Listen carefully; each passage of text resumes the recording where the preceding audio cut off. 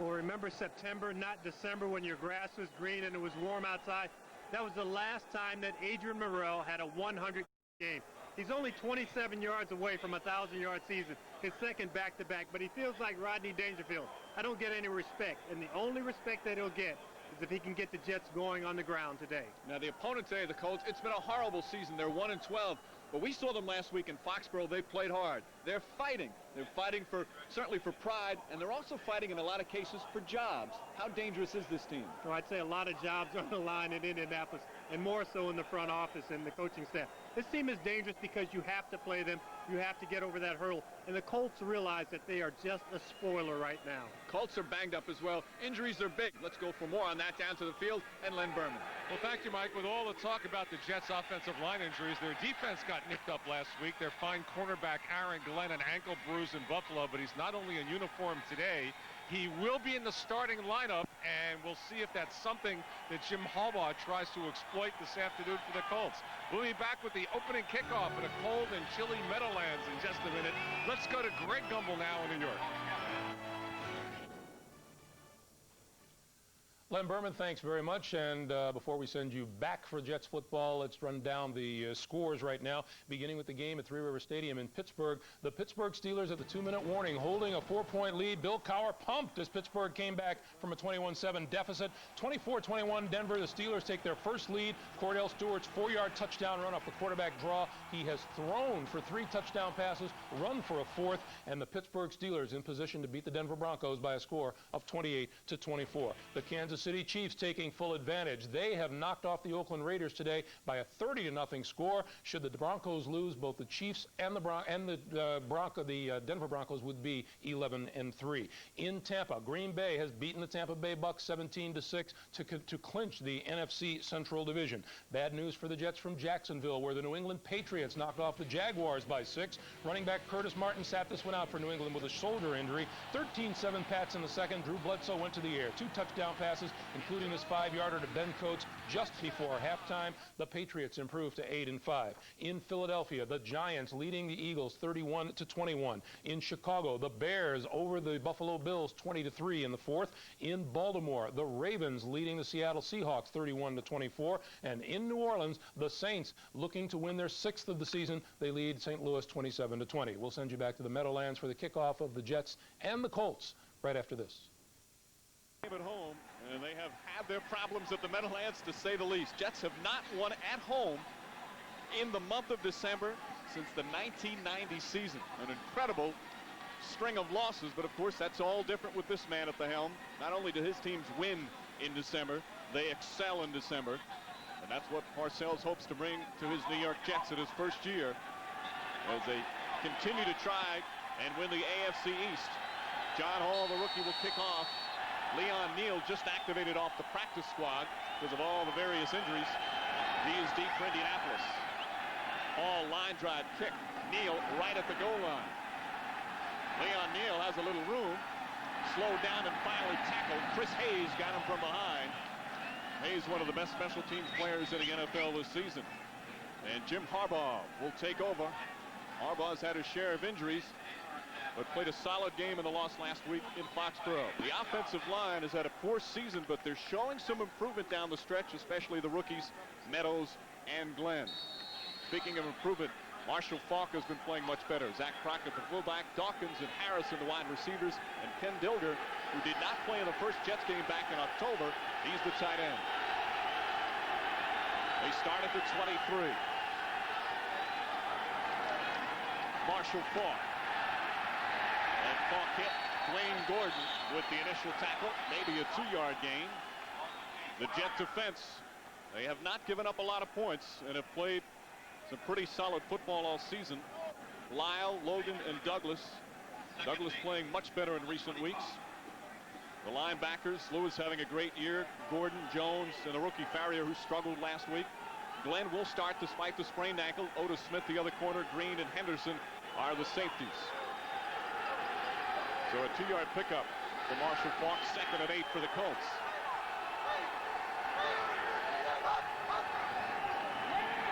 Harbaugh's first throw. He's got time and nobody's open now. Dumps it off. And across is Dawkins to the 36. Good for a first down for Indianapolis. Otis Smith finally brings him down. And Harbaugh, James, he's gotten pretty good at the little dump-off passes. Most of the season he's been under siege. He's been sacked so many times, week after week, 38 times on the year. He's been banged up. And you tend to look for the guys just off to the side. And he went back and he looked at film from the '95 season when he had to scramble just like this year and looked at some of the things he was doing well, and he feels like he has that fire back.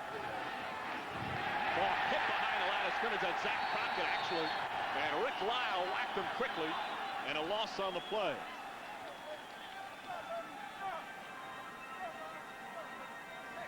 Lyle, who Bill Parcells said his expectations weren't high, he's been playing fairly well. And you can see right off the bat the pressure that they're putting on, the way that the Jets are attacking the offensive line of scrimmage, that there is a sense of urgency about this game. They realize that the Patriots have already won today, and they need to keep pace with the rest of the AFC East. They didn't feel that urgency was there last week. At least Parcells didn't feel it was there up in Buffalo in a very difficult loss to the Bills. Harbaugh kicks it out. Falk with a nice catch. And Mo Lewis and Aaron Glenn bring him down, but not before Falk's up to the 43. And a 3rd and short coming up for the Colts. You know, everyone talks about the fact that Jim Harbaugh has been sacked so often, but he has the capability to make things happen. That time, Hugh Douglas almost has a free run at him. He gets away from the blocker, and Harbaugh immediately can sense that. He gets out of there. So a 3rd and 3 coming up. 4 wide receivers in the game now for the Colts.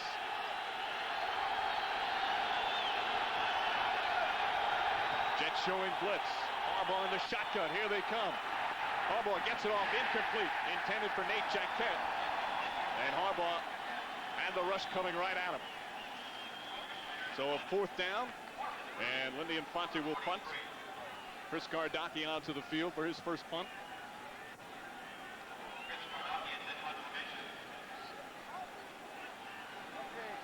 Leon Johnson is back.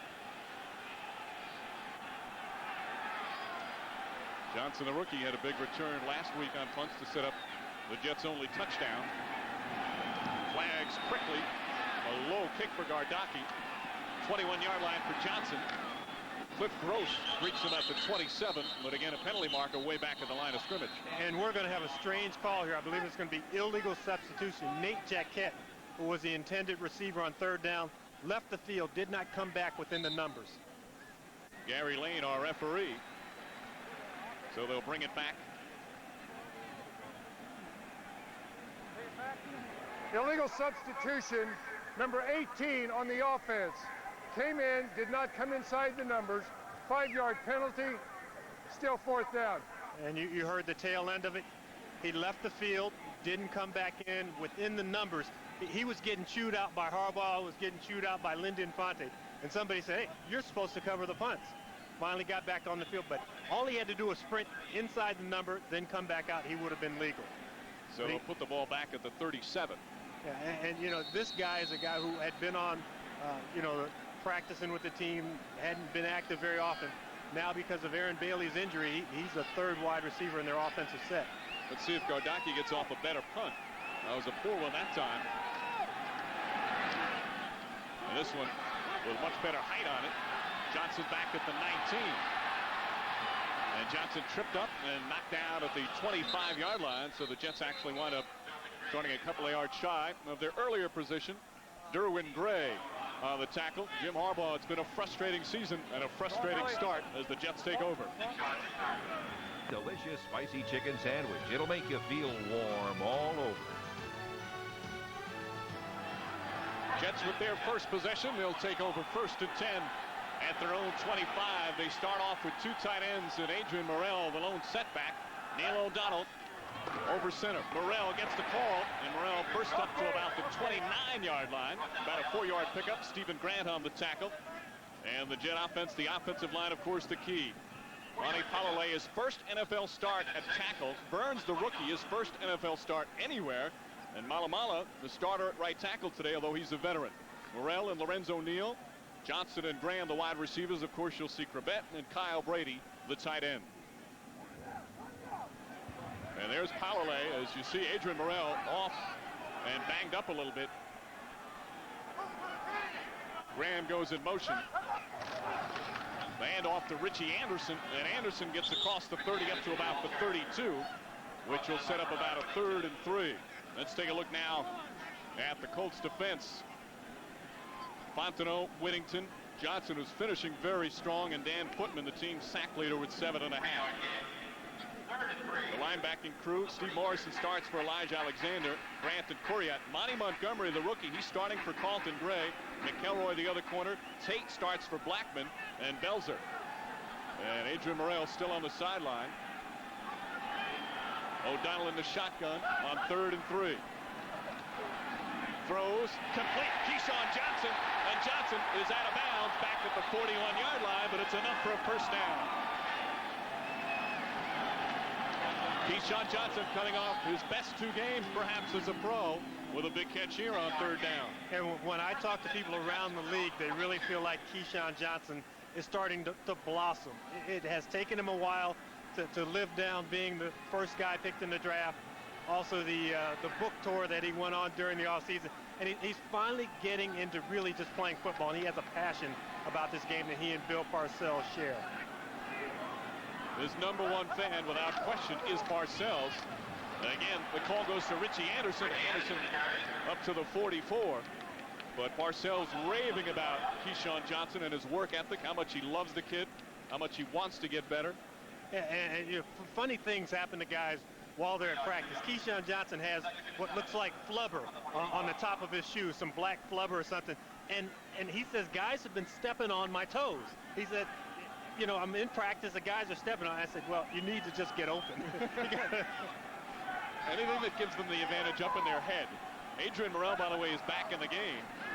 Play fake. O'Donnell hit and fumbles, and Roger Duffy falls on the football. O'Donnell hit in the blind side from Ellis Johnson, and Duffy, though, in the right place, right time for the Jets. You see Bill Parcells looking to the replay board. He's trying to get that instant film study so he can figure out what happened. I can tell him exactly what happened. Lamont Burns flat out missed his man. I don't know if it was mental or if it was physical, but his guy just got in so quickly on Neil O'Donnell. Neil didn't even have time to react.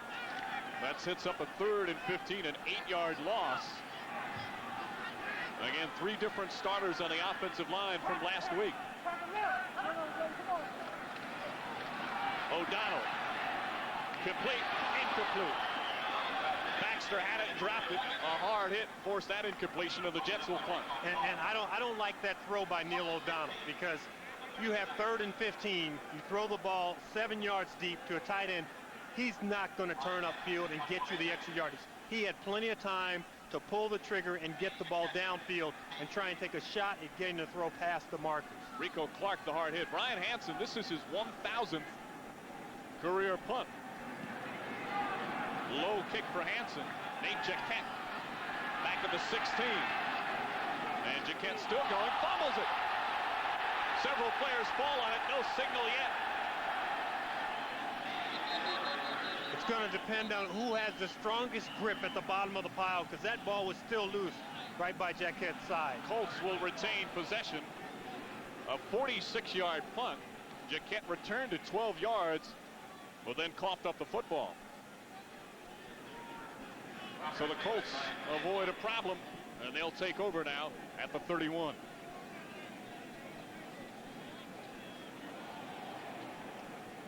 Back at 63, played in the CFL, 27 years as a coach, and says this season is a nightmare that just doesn't seem to end.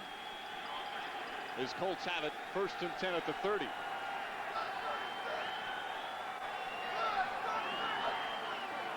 Play fake from Harbaugh, throws to the sideline, complete. Dawkins, and he gets about 5 yards on the play. Otis Smith right there. Dawkins had a terrific game last week against the Patriots up in Foxborough, and Fonte called it a breakthrough great game for him.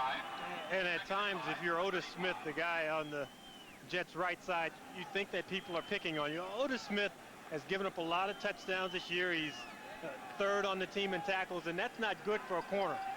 But he gets so much work. This guy is beaten up, worn out at the end of the day. He earns his paycheck. 2nd and 5. Harrison in motion. The fake to Falk. Harbaugh looks complete. Harrison at the 49-yard line, and first down for Indianapolis, right shy of midfield. Jerome Henderson makes the tackle. Harrison's actually their leading receiver, and he's a talented one just in his second year. And a very nice job by Marvin Harrison, because he has to read whether it's zone or man. He reads zone coverage, and he sits down. A lot of guys will want to run that man-type break and break it toward the sideline. Harrison, a very heady player. 14-yard pickup. Second year out of Syracuse. Ball just shy of midfield. Zach Crockett. And Crockett bullies his way for about 3 or 4 yards. Gang tackle.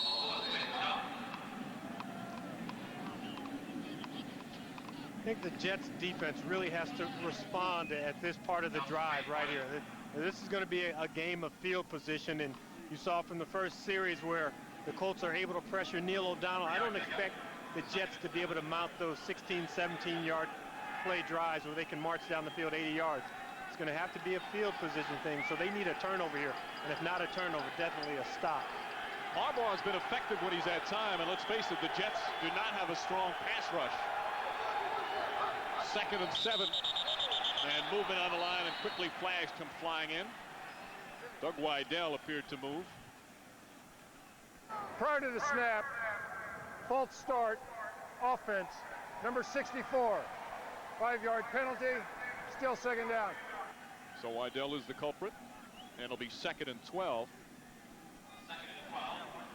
Weidel really the only experienced member of the offensive line. We mentioned the rookies Meadows and Glenn. Tony Mandrich, of course, making the comeback, and Jay Lewinberg playing center really for the first time. But they have improved as the season's worn on. They were just awful early in the year. The bruises on Harbaugh will tell you that. Harbaugh to Falk, and he's hit right away and thrown down. Dwayne Gordon with a big play.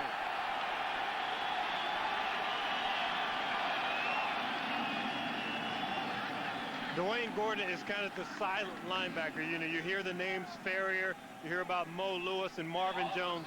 Dwayne Gordon has stepped in for Pepper Johnson, and the fact that, you know, we haven't had to talk about Pepper a lot in the last few weeks means that Gordon has been doing his job. So now a 3rd and 18. Gordon credits Pepper Johnson with teaching him quite a bit as the season wore on, and then the devastating season-ending knee surgery to Johnson, a player and a leader.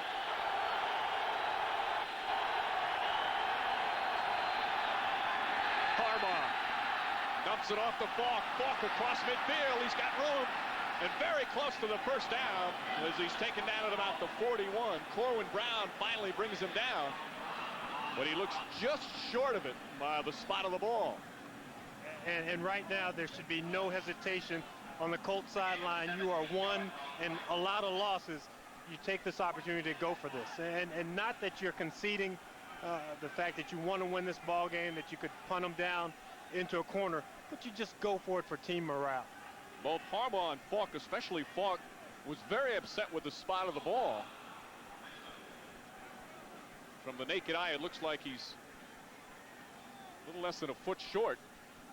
Yeah, you're going out on a limb. That's normally my job to tell whether it's short or not. I thought it was obviously short.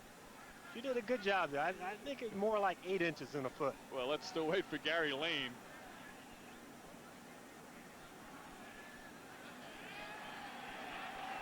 What do you think? About 8 inches. Let's settle for 7. Okay. They will go for it on 4th and inches. And I would expect at this point to see Cliff Gross come in and Zach Crockett become the running back, because he provides them with that big inside running force. And Marshall Falk is great outside, but Gene Huey, the running back coach, says we're going to put Crockett back there and bang him. Falk with the big reception and run to set up the 4th and inches. Gross is in the game with Crockett. Crockett. He stopped short. They did not get the first down.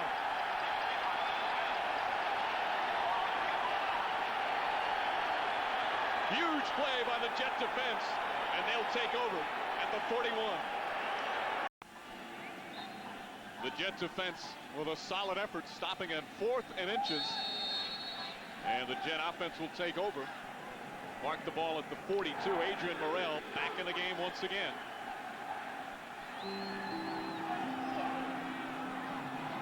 No score here in the first quarter. Quick drop, complete. Keyshawn Johnson, he takes a hit, keeps going. As Johnson down to the 39-yard line.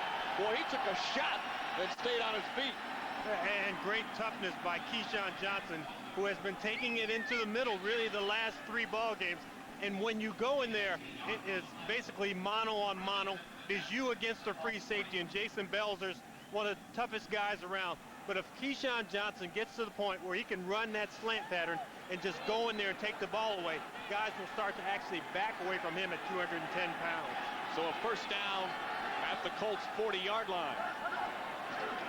Quick drop again for O'Donnell, and throws it away. Either that or him and Johnson had some miscommunication. Now, no miscommunication there, but the thing that I liked about it that you didn't see early in the season is that time Neil O'Donnell only had eyes for Keyshawn Johnson. That's the guy he's going to throw to. The coverage had taken it away, but it is that confidence factor that he's building in him, and Keyshawn wants to be the go-to guy. So a play like that doesn't look good, but it means a lot in terms of respect. 3 wide receivers in now on 2nd and 10. O'Donnell to Kyle Brady, and Brady gets down, knocked out of bounds at the 33-yard line. Steve Morrison pushes him out. 3rd down and about 3.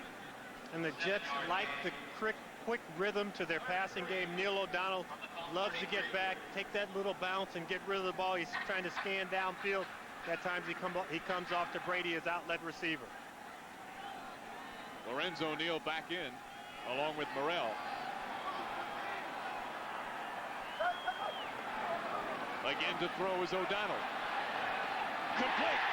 Keyshawn Johnson again, and a first down at the 24-yard line. Steve Morrison makes the tackle. Morrison's been on Johnson quite a bit and is having trouble with him. Yeah, and that time he's right there in between the linebacker Morrison and Monty Montgomery has him at the line of scrimmage. It is, you see the little push, the whole Keyshawn Johnson we mentioned, 208, 210 pounds. He's going to be the physical presence that they drafted him when he was the #1 pick. Once they get him going, it's going to be hard for teams to stop him. 3rd catch here in the first quarter. Morrell gets the call and goes nowhere, maybe a loss of a couple. Bernard Whittington hit him right away, along with Quentin Coriat.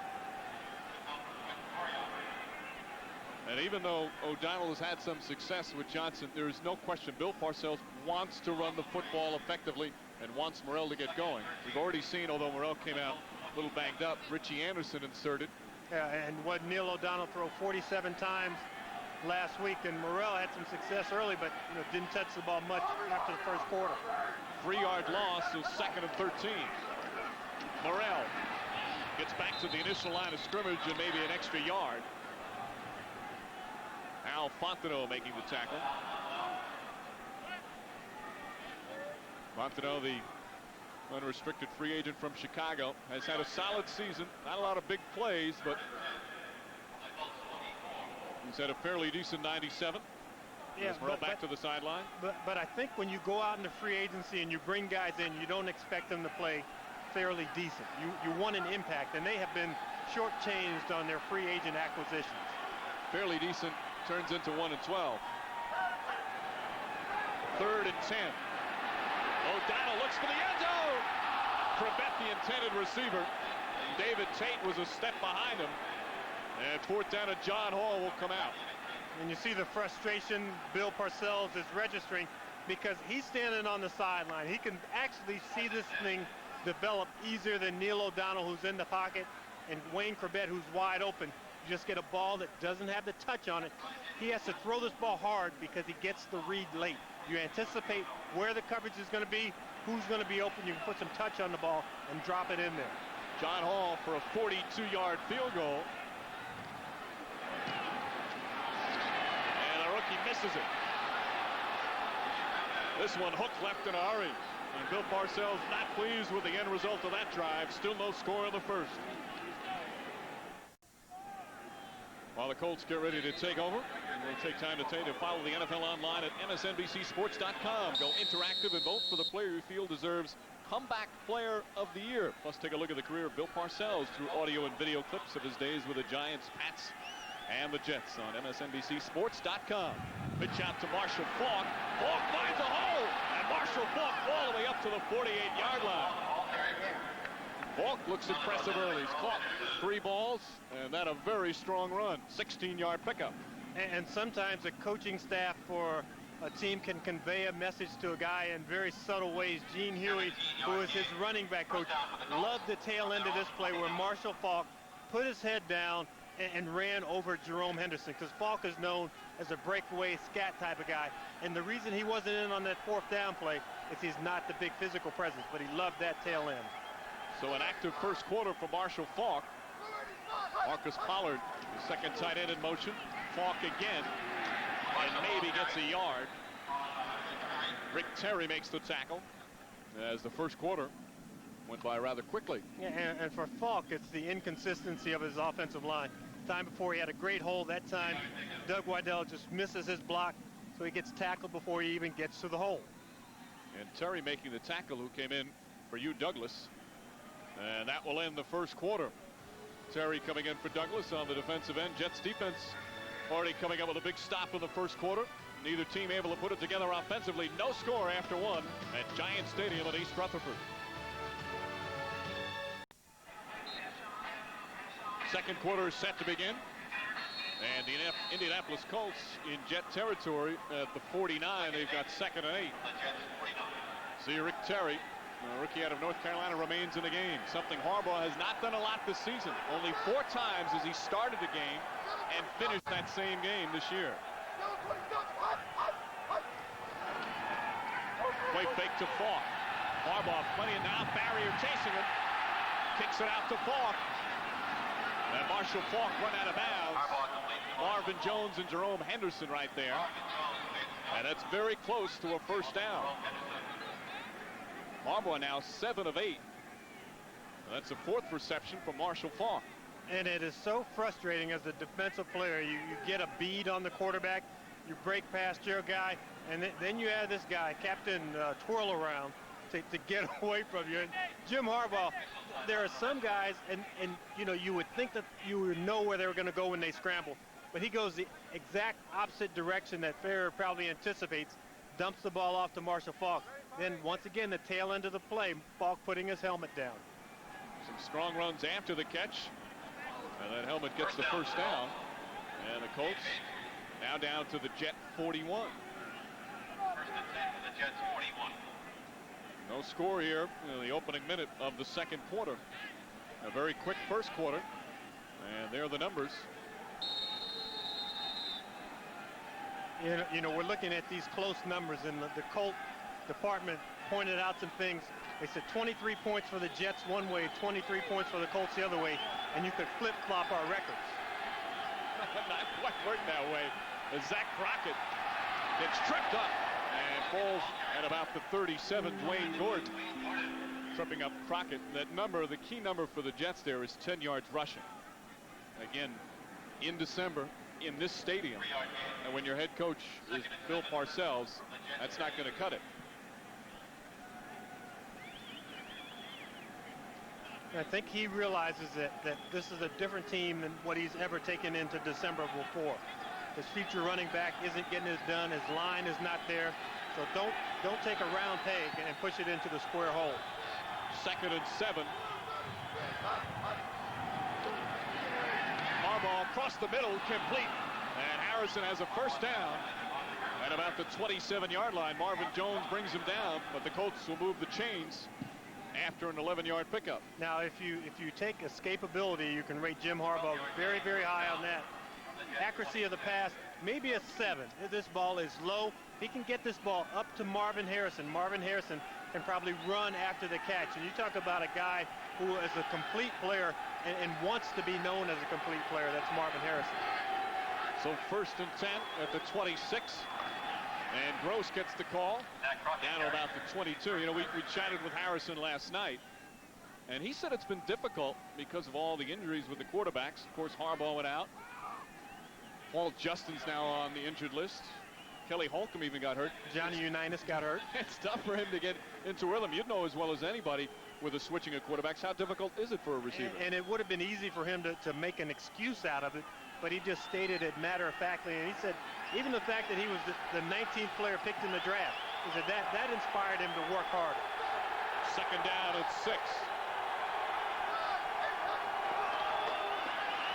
Crockett hit from behind.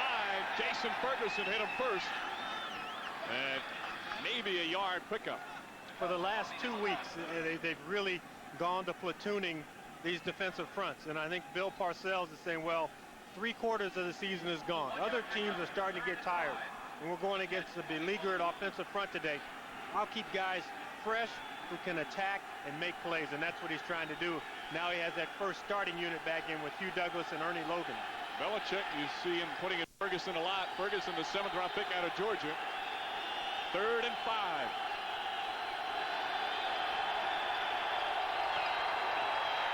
Harbaugh, incomplete. Aaron Glenn with the hard hit, and Harrison could not hold on.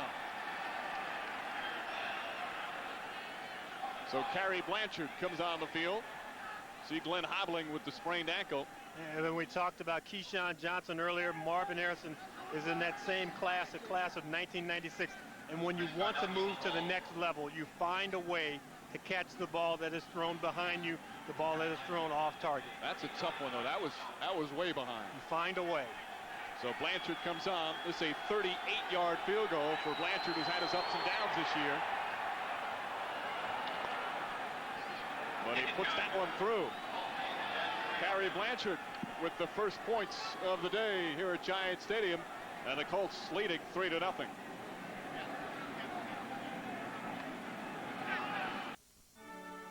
The NFL on NBC is brought to you by Acura, the true definition of luxury. Yours by Citizen. Today more than ever, Citizen is how the world tells time. By Oracle, the company that's enabling the information age through network computing. And by Visa, the preferred card of the NFL. It's everywhere you want to be. Early second, Jets trailing 3-0. Jets, it's fairly simple. If they win out, they win their final 3 games, they make the playoffs. That's because the Patriots, who won earlier today, still have to play the Miami Dolphins. As Gardocki kicks off, Alex Van Dyke at the 5. Van Dyke with a head of steam gets across the 30. And Van Dyke all the way up to the 34-yard line. Kendall Shello on the tackle. And the Jets will take over. 28-yard return for Van Dyke. Some good things happening on NBC tonight. Kicks off with bloopers, followed by Dateline at a special time of 8, 7 Central. Then it's network premiere of the action blockbuster Terminal Velocity, starring Charlie Sheen and Nastasia Kinski. All on NBC tonight. Nighttime falling here in East Rutherford. Jets will start at their own 33. Adrian Morrell. And Morrell maybe a couple of yards, not much more than that. David Tate among those in on the tackle. So far, Morrell, 4 carries, 2 yards. You know, you think about the play going out here, but it is the backside that really should make this play go. These guys will be the guys who are actually get involved in the tackle as they're getting pushed that way. Whittington comes from the other side, from the backside. The backside is critical when you're trying to run wide. Correction on Morrell's numbers, 4 carries, 6 yards. 2nd and 8, O'Donnell almost picked off. That was a dangerous pass as Monty Montgomery, the rookie out of Houston, nearly came up with the interception.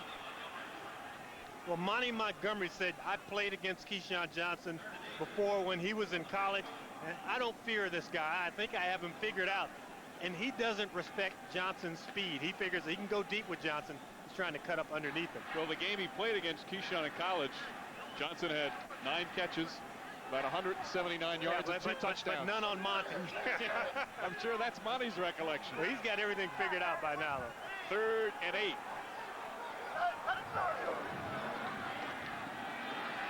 O'Donnell, Richie Anderson, flag on the play. Anderson gets the first down at the 46, but again, a penalty marker back by the line of scrimmage. Jason Belzer finally making the tackle. And Gary Lane will let us know once again. Lane, a pretty good quarterback in his day. Played in the NFL back in the 60s.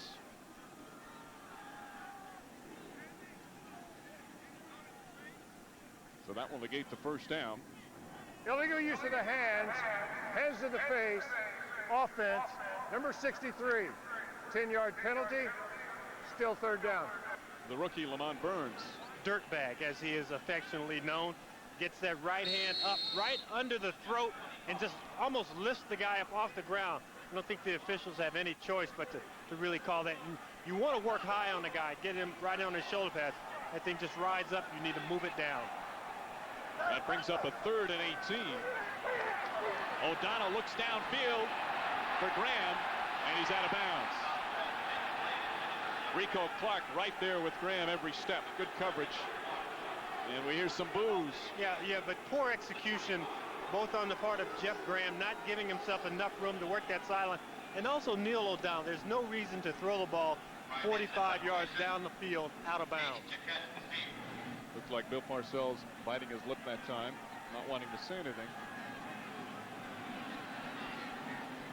Jaquette is back, Hansen on for the punt. Another low kick. Jaquette at the 37 and hit right away.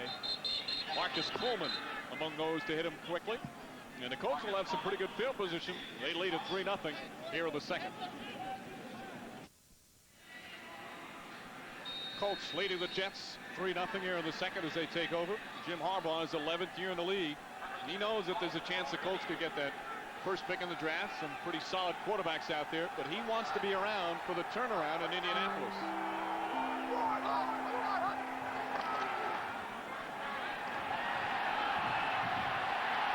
Harbaugh escapes one and then slides up to the 42. He got away from Mo Lewis, who's very annoyed with himself, and maybe picked up about 5. Of course, when you say Harbaugh wants to be around for the turnaround, that's, of course, if and when it comes. Assuming that there is a turnaround. Yeah, it can't get any worse. I believe this team was 1-15 in '91, so it's a reoccurring theme every 6 years that they win one ball game, they reload with a couple of top picks. And Fonte's, he's tired of hearing it, but I mean, they've played some teams tough. They have 5 of their losses by 3 points or less. They've been in a lot of football games. I mean, they're still a 1-12 team. There's no question. Harbaugh on second down. Again, eludes the rush. Still going and hit hard from behind by Hugh Douglas. And a flag comes in after the hit. And now, if that's a flag because they're trying to protect their quarterback, he went head first.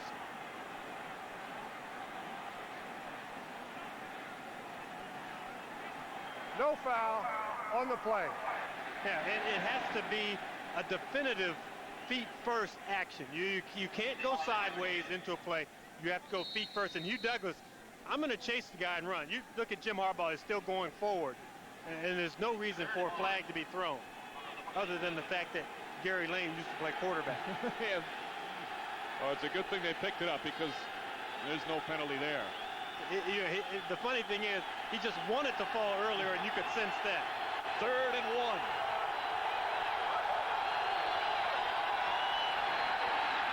Complete to Pollard. Pollard knocked backwards, but he's got enough for the first down. Otis Smith hit him. But Marcus Pollard, the 3rd-year tight end out of Bradley, he makes the reception that gives him the first down. That's only his 10th catch of the year. You know, you chase Jim Harbaugh around on first down and second down, and you're almost too tired to generate a pass rush by the time 3rd down comes around. Yeah, on those first 2 plays, they were very close to getting to him. Harbaugh very good at eluding those, though. Ball now at their own 49.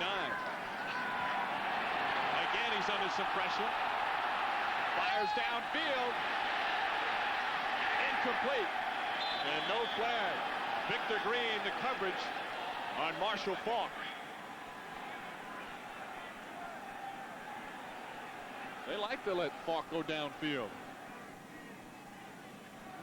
You know, early in the season, everyone was wondering what's wrong with Hugh Douglas. We changed from a 4-man front to a three-man front. He dropped some weight to play in the four-man front. I think he has finally adjusted and resigned himself. I'm playing in this three-man front, and he's putting pressure on Jim Harbaugh. He's giving Adam Meadows and Doug Waddell fits right now. Douglas, not the biggest defensive lineman, goes about 266. The handoff to Falk. Victor Green missed a tackle, and Falk has a first down and more. Marshall Falk all the way down to the 31, and a penalty marker comes flying in. They got a little too much of the face mask at the tail end of the play. An 18-yard pickup. Victor Green had him, and Green, who's as sure a tackler as there is on this team, let him out of his grasp.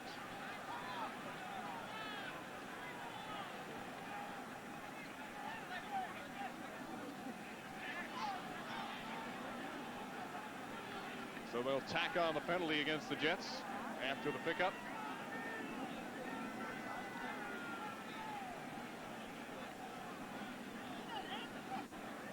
Face mask, 5 yards. Number 21 on the defense. First down. Victor Green. And I know this is going to sound corny. You see Victor Green miss Marshall Falk in the backfield, and it's a fatigue factor with the rest of the defense. There's no one around to help clean up the play after Victor Green flushes him in the backfield. Well, they threw the flag where he was tackled. Victor Green was nowhere near Falk being taken down. And Cliff Gross with a huge hold and gets down to the 14-yard line. Jerome Henderson helping out on the stop, a 12-yard pickup. And when you play a three-man front, your front three are supposed to gap protect, and then your linebackers have to come up and make plays. And that time, Marvin Jones just gets annihilated, and there's a huge hole to run through. And that's Gross's first carry of the season.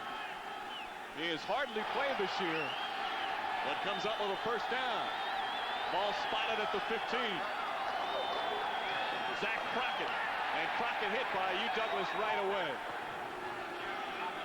Maybe a yard. I mentioned Hugh Douglas a few plays ago, and that's what you expect from a guy when you draft him in the first round, and he has those all-pro type of years. Even though he hasn't become an all-pro yet, you expect him to step up and make a play to kind of thwart a drive. Now, second and long, you put them in maybe a passing situation, pin your ears back, and you get after Jim Harbaugh. You see the Jet offense not generating anything thus far. 8th play of the drive, 2nd and 8.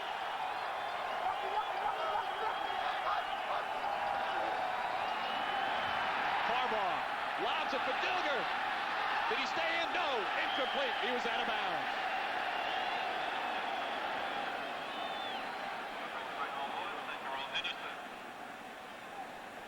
Let's see how close. Well, we saw earlier when Neil O'Donnell missed an open Wayne Corbett. That time, Jim Harbaugh has to let this ball go early. He lets it up high. Drag that second foot. Don't take the big step and just come out of bounds. You drag that foot, you're going to end up on your face. You're going to fall down. He took the easy way out and tried to stride in instead of dragging that foot. Dilger, a good player. In fact, Bill Parcells, he said that when he was with the Patriots, he wanted to draft him. He's very impressed with him. 3rd and 8. And a timeout call. So the Colts called timeout. 6:24 remaining in the second. They've got a 3rd and 8 coming up. Next weekend, a special Saturday edition of the NFL on NBC at 3:30 Eastern. Bledsoe's Patriots host Cordell Stewart's Steelers in a rematch of last year's divisional playoff game. Then next Sunday, Chiefs, Chargers, Jaguars, Bills, Dolphins, Colts, or regional action. The playoff race is on next weekend on NBC. Last week, they were the victim of poor clock management. They had to burn timeouts, and they didn't need them. And see that big laminated playlist? I think if you're the guy making the plays up, you should know them. You don't need that list. Play clock was down at once, and they called the timeout. 3rd and 8.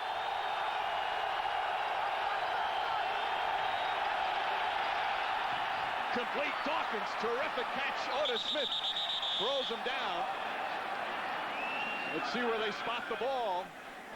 The first down marker is at the 5. And he's just short. Boy, Dawkins really stepping up. They've already gone for it on 4th down, 4th and inches as Dawkins shaken up.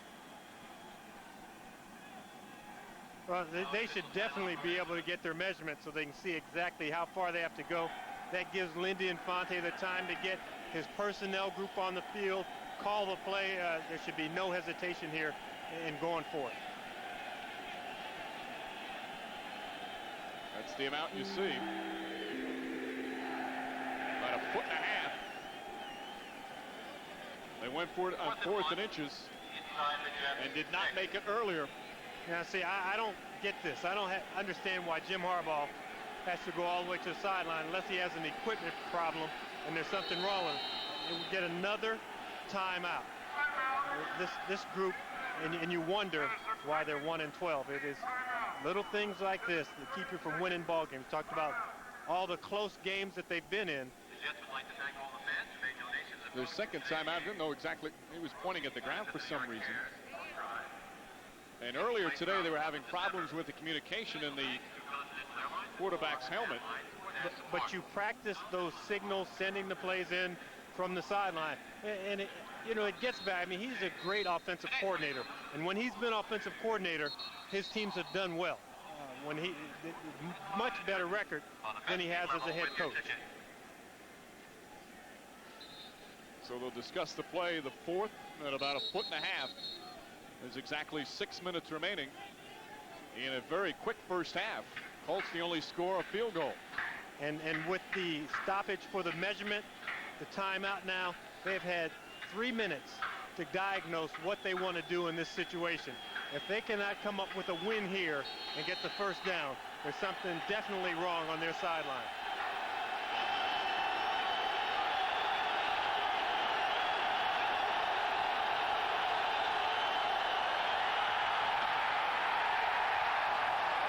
Second effort, he appears to have it. Marshall Faulk got hit first, and there's the first down. There's the official word from Gary Lane.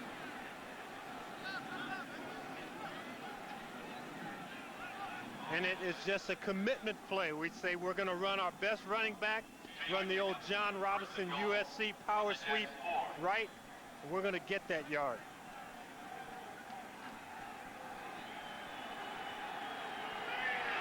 First and goal at the 4.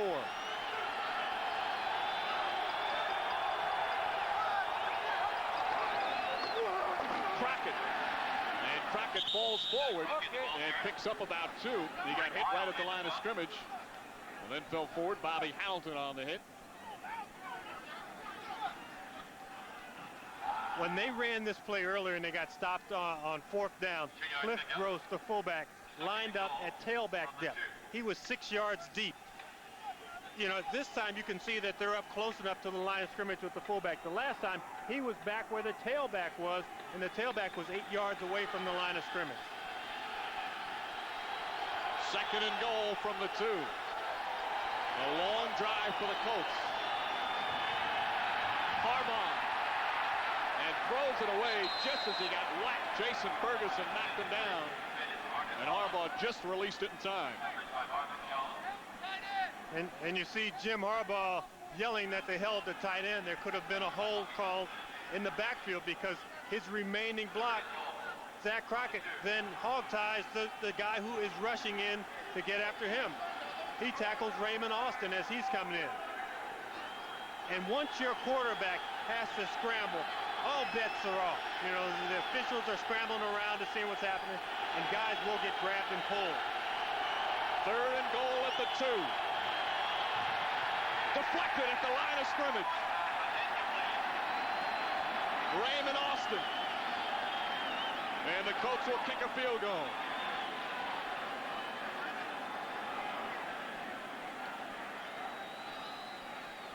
Two plays in a row. Raymond Austin is able to put pressure. This time he comes between the guard tackle gap.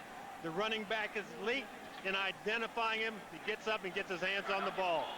Austin, the rookie out of Tennessee, with a big play. And again, the field goal attempt for Blanchard. This one from 25 yards out. And the Jet defense again comes up with a very big play, stopping him on first and goal at the 2. Colts though lead at 6-0 late second. Harry Blanchard's 20-yard field goal makes it 6-0. but the Colts had first and goal at the 2 and only came away with 3 points. Gardocki. Van Dyke runs up at the 11. Alex Van Dyke following his blockers. And Van Dyke dives across the 35 up to about the 38-yard line. Nate Jaquette made the tackle, but another fine return. And it is so tempting when you have a return that is scheduled to go to the left. You get that ball on the far right side to not go where you're supposed to go.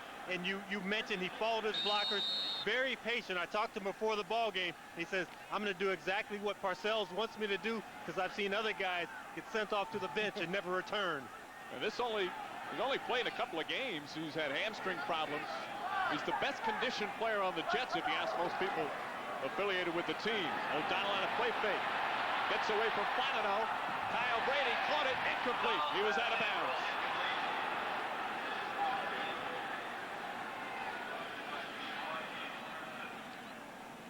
Perhaps it's a weight thing. We saw Ken Dilger in the back of the end zone, and this time Kyle Brady. There may be a cutoff as to what size you can drag your feet. Both these guys that go about 270 pounds, and they can't drag those feet.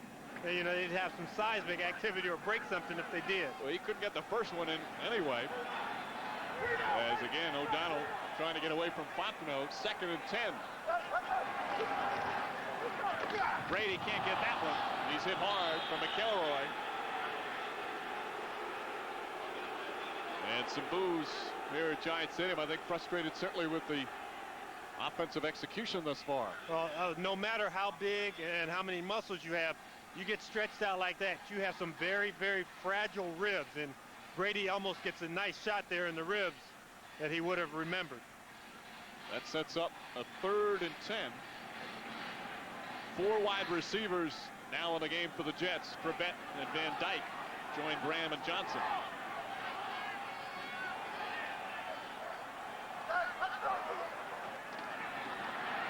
O'Donnell sacked. And they blow the whistle. Dan Footman, the team sack leader. Footman now with 8.5 sacks as more boos rain down on the Jets. First down, you try a play action. Neil O'Donnell gets flushed while he's on his rollout. Second down, you have a quick pass against the blitz. And then 3rd down, you get a coverage sack. Neil O'Donnell pats that ball like he's trying to make friends with it. You have to realize that you only have so much time to throw the ball. You get rid of it. Flag on the play as Hanson's kicking another short one. Jaquette doesn't go near it.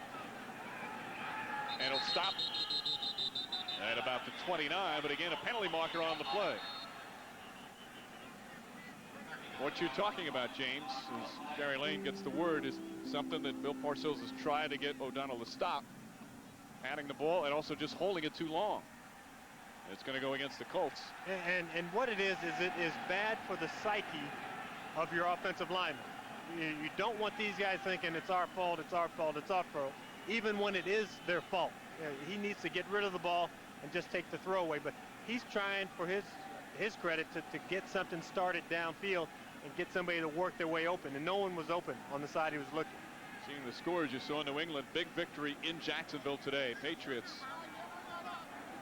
improved to 9-5. 12 men on the receiving team. Penalties decline. First down. So the ball be brought to the 29-yard line. That's where the Colts will take over, leading 6-0. O'Donnell and the Jet offense struggling once again.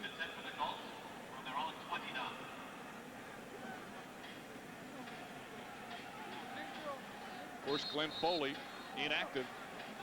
Foley with the knee injury had taken over as the starter.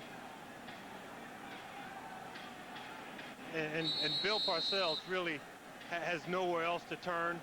With Foley out, Chuck Clemens is kind of the next guy in line to play quarterback. So he's really stuck with Neil O'Donnell in this situation. 1st and 10. Just over 3.5 remaining here in the second. Harbaugh on a play fake to Faulk. Running again and dives down to the 35. Picked up about 6. Dwayne Gordon there to greet him, along with Marvin Jones.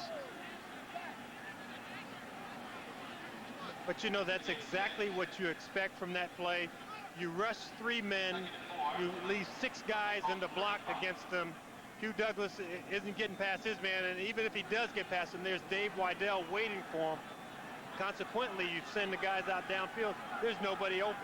You need to either put more guys in the pattern and risk the protection. Harbaugh, though, showing the mobility. Had a couple of nice runs. 2nd and 4. Fake reverse. Harbaugh complete. Marshall Faulk. Wide open field. And there goes Marshall Faulk. Still on his feet and finally slowed down inside the 10. Otis Smith catches up with him. A huge gain for the Indianapolis Colts. Great run after the catch from Marshall Faulk. And when we talked to Bill Parcells, we said, you know, what do they like to do offensively? And he said, Lyndon Fonte, with all those plays, he likes to come up with different things, game plan things. You fake a handoff, you fake the reverse, and then you finally throw the screen off of it. Very innovative from Lyndon Fonte.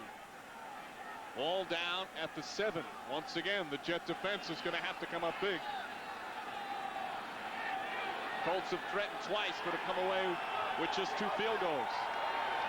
Zach Crockett, and Crockett tripped up by Jason Ferguson. Ferguson really starting to emerge as a 2-minute warning has come quickly. Fast first half at the Meadowlands, although the Jet offense moving very slowly. 2-minute warning here of the first half at Giant Stadium. And Neil O'Donnell and the Jet offense not able to get anything going whatsoever. And the offense is victimizing the defense. They're just leaving them out on the field too often, giving the Colts the opportunities to move up and down the field. 2nd and goal at the 5.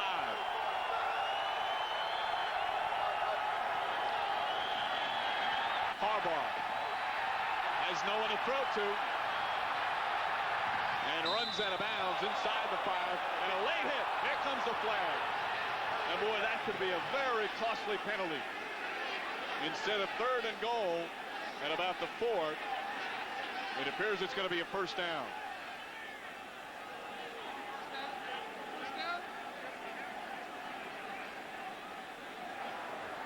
Personal foul. Late hit out of bounds. Number 21 on the defense. Half the distance to the goal line. First down. Huge penalty by Victor Green.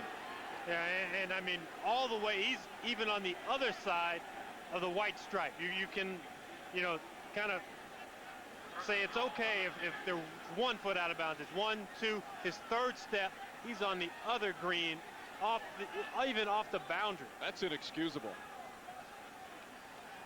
He's not going to want to come off the field and have to hear what Bill Parcells wants to tell him. So the ball is marked at the 2. Again, the first down, the key here. They had 1st and goal at the 2 before, and the Jet defense stopped them. Crockett. Touchdown, Colts.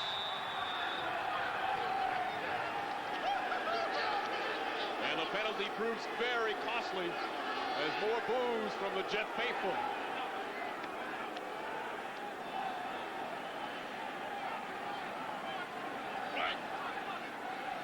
And the Colts appear to be going for the 2-point conversion. You know, obviously the Colts have seen something in their film study, getting short yardage situations. We can pitch the ball on this team as opposed to running directly at them. So Crockett with the touchdown run. That's his first touchdown of the season. And Harbaugh out there for the 2-point conversion.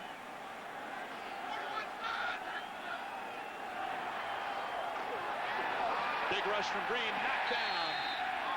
Batted down by Jason Ferguson. No, Mo Lewis, excuse me. But still the Jet defense shaking their heads as they walk off the field, especially Victor Green. And the costly penalty.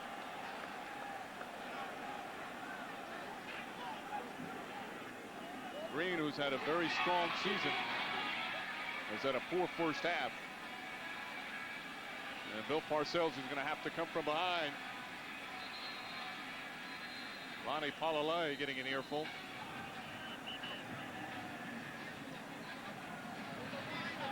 Palalai starting at left tackle in place of the injured Jumbo Elliott.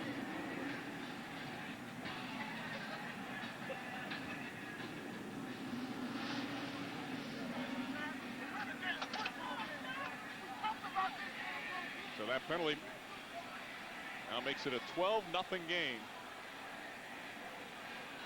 And the Colts certainly, you don't want to give a team that's 1-12 any kind of excited feeling. Well, the Colts have it now, and the Jets do not. And obviously, they need to find that offensive spark. They've tried to go to Keyshawn Johnson a couple times early in this ball game. They haven't had the consistent protection, and we knew that was going to be a problem, the revamped offensive line. They need some big plays from special teams. Alex Van Dyke at the 10. Van Dyke trying to get away, slowed down. Penalty marker comes in. And flags on the plays. He's knocked out at the 26. Nate Jaquette with the initial hit. And another penalty against the Jets.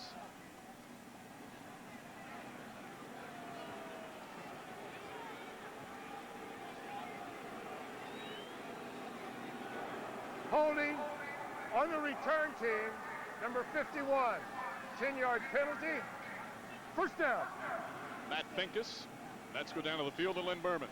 Well, Mike, during the last time the Jet offense came off the field, there was a lot of fireworks. Lonnie Palalay threw his helmet down and was yelling and screaming. Parcells came over and went at it with him. Adrian Morrell was trying to urge on the team, as was Glenn Foley, just about everybody, except the quarterback, Neil O'Donnell. You wonder where the fire is from him. As you mentioned, he was on the phone for a while. Guys?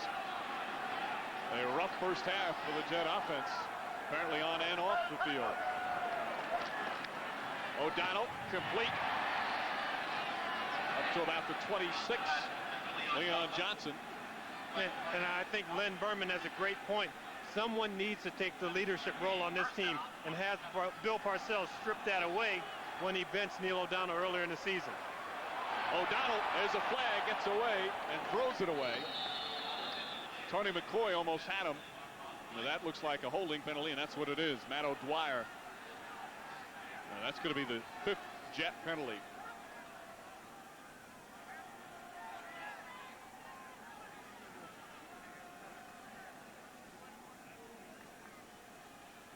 We talked about Bill Parcells. Holding on the offense, number 70.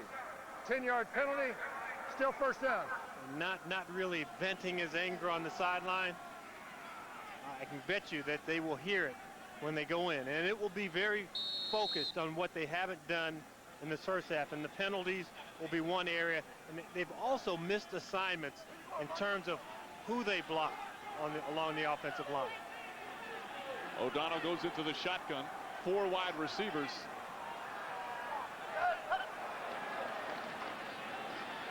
O'Donnell sacked. 3rd sack of the game for the Colts. Ellis Johnson. Johnson, who told us yesterday that O'Donnell holds the ball too long. But that's not Neil O'Donnell's fault. That is just a simple end tackle twist. You're going to see Ellis Johnson come around. Mala does not get off of his guy. You have to realize the guy is going across your face for a reason. He's just doing that so that you will jam down with him and not get off as the tackle circles around. Tony McCoy pretty happy, but you're right. That was not, he just didn't have any time to do anything. They were on him before he blinked. The handoff. And he gets up to about the 15, and the Colts are going to call their last timeout with 38 seconds remaining.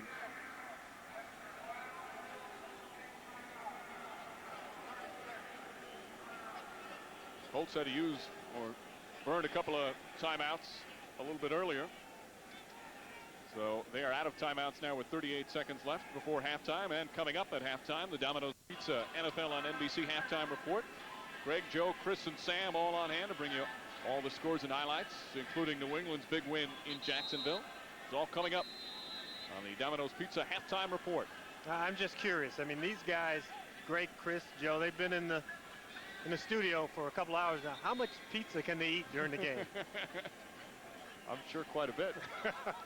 Now, who would you be saying is eating the most pizza out of that group? Well, I'm going to look to see if they have stains around their mouth on their shirts and stuff like that. That's who you know. So this will be a 3rd and 22. Colts may have some time. The handoff, Leon Johnson. And he gets up to the 21. Dan Footman in on another tackle. And the clock will wind down here in the first half. Well, the first half a rough one for the Jets, who hear the boos from the crowd here at Giant Stadium. Bill Parcells' offense unable to get anything going whatsoever. And the defense made some big stops early, but the Colts finally scoring the touchdown, and they lead it 12-0 in what Bill Parcells called a must-win situation for his Jets. Right now, let's go to Greg Gumbel in New York. This is the Domino's Pizza NFL on NBC Halftime Report, brought to you by Domino's Pizza. Domino's, delivering a million smiles a day. 12 Colts lead it 12-0. And the Colts will kick off. Chris Gardocki, Van Dyke, and Leon Johnson back for the Jets. Their offense unable to get in gear, to say the least.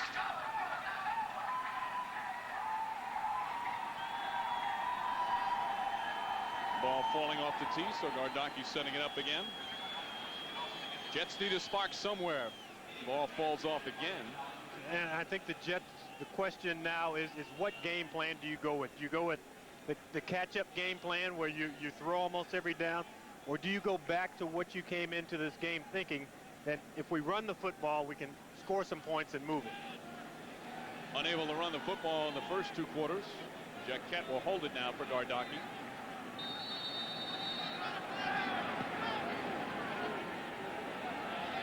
Van Dyke at the 9. Van Dyke cuts inside and taken down at about the 26-yard line. So a 17-yard return. And that's perhaps they'll need something a little more than that on special teams, because again, the offense unable to get it going. You really can't blame Neil O'Donnell. The offensive line, with all the changes and the new guys in there, they just have not gotten it done. Yeah, he has not had time to adequately throw the ball, to scan the field. He's been pressured a lot, and their running game has been non-existent. 25 yards, only 4 first downs, and only 10 minutes where they were really out on the field offensively. They'll start at the 25 here in the third. O'Donnell caught Jeff Graham at the 31. That's a nice catch from Graham. Let's go down to the field and Len Berman. All right, Mike, I talked with both coaches. Lindy and Vonnie told me typical coaches, just one half doesn't mean anything, but he is happy with his defense. Bill Parcells, on the other hand, told me it was the worst half of football he's ever seen in his entire history as a coach. How's that for a mouthful? I asked him what he said to his team. He said nothing. I just told him we need 2 touchdowns to win. Guys? I can imagine, thanks, Len, what it was like in there, although you never know. Coaches attack certain situations different ways. Adrian Morrell, and again, doesn't go anywhere. Maybe back to the line of scrimmage. Gang tackled, including Al Fontenot. Well, and the running game has not been going well in recent weeks, and he said we're going to put it behind and just try and come strong for the next 3 games. Well, the first one's here, and the numbers are not producing. Yeah, and there's no way that they can afford a 3-and-out series right here. 3rd and 5. Incomplete.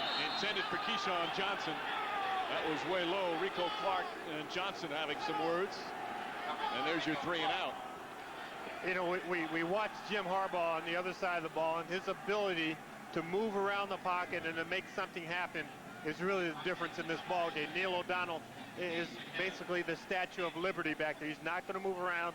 He is not going to scramble. And so, therefore, he has to be able to put the ball on target. And that time, not even close. Jaquette at the 27. Slowed down, but not taken down. And Jaquette gets across the 40 up to about the 44. Fred Baxter making the tackle. 43-yard punt.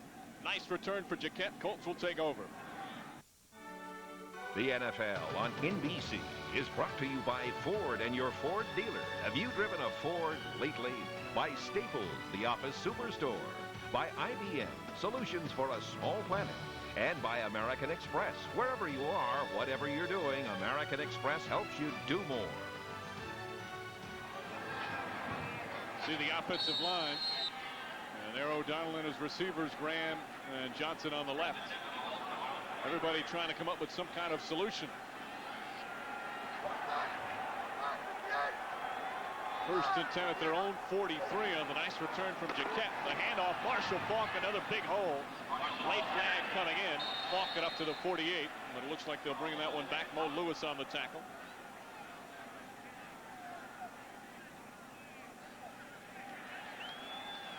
You know, and you at this point of the ball game, you look for breaks anywhere you can get them, and that's a huge break on first down for a Jet team that had gotten pierced with the run. Holding, offense, number 58, 10-yard penalty, first down. Jay Lewinberg, the third penalty for the Colts. Jets have had some costly ones. Of course, Victor Green had that key penalty in the first half. Jim Harbaugh clearly out of bounds. Green with the late hit. And instead of a 3rd and goal from the 4, it was 1st and goal from the 2, and the Colts scored their only touchdown the next play. 1st and 20. They stay on the ground. Marshall Faulk, another big hole. There goes Marshall Faulk, and gets up to the 47-yard line. Beautiful run from Faulk, who's done a little bit of everything today. Talked about this earlier. The 3-4 set is the responsibility of the defensive linemen to play gap control, and on that backside for Marvin Jones and James Ferrier to get off the blocks and make tackles. And the line opening up some holes for Faulk. And this offensive line for the Colts have been ripped apart all season long. But we mentioned their improvement. Faulk says he's been proud of their effort. He won't slam the guys. Gets the pitch and taken down. Dwayne Gordon with a terrific tackle. Helped out by Ernie Logan.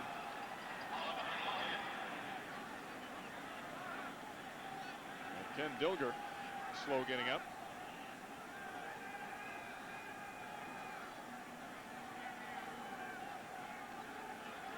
So the 2 tight ends come off. You know, despite the 1 and 12 mark, you hear teams say this all the time, that, you know, we're still playing hard, we're still upbeat.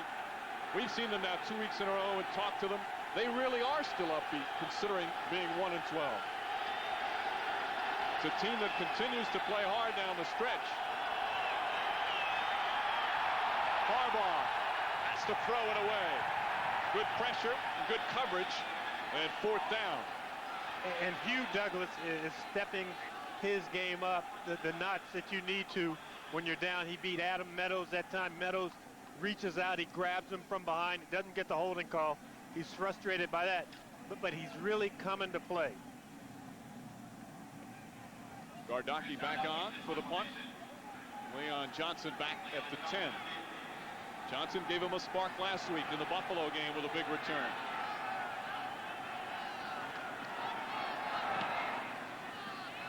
Maybe Gardocki with a terrific punt. Johnson back at the 10.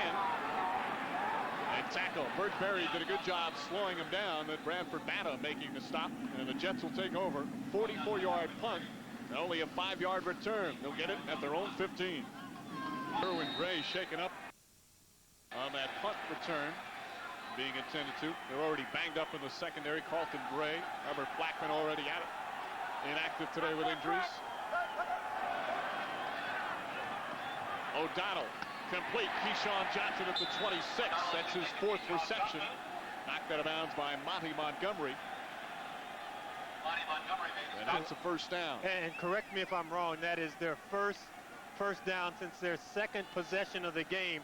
And we keep talking about what the Jets haven't done. Let's take a look at what the Colts have done well. They've pressured the passer. They have a secondary where Jason Belzer is really the only starter who started this season playing back there. They have linebackers who are backups who are playing. These guys are doing everything right in this ball game so far.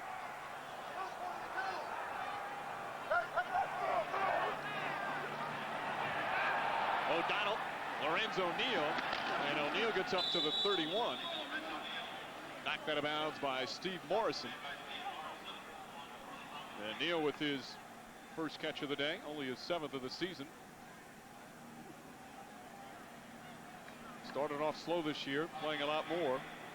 As the Jet defense, they have played well again. Yeah, except for a costly penalty. Well, Neal started off as the fullback of record early in the season. He went to Richie Anderson for more versatility. Now he's back to Neal for his blocking. Neal gets the handoff. and maybe 2 yards before he's pushed back. Stephen Grant among those in on the tackle.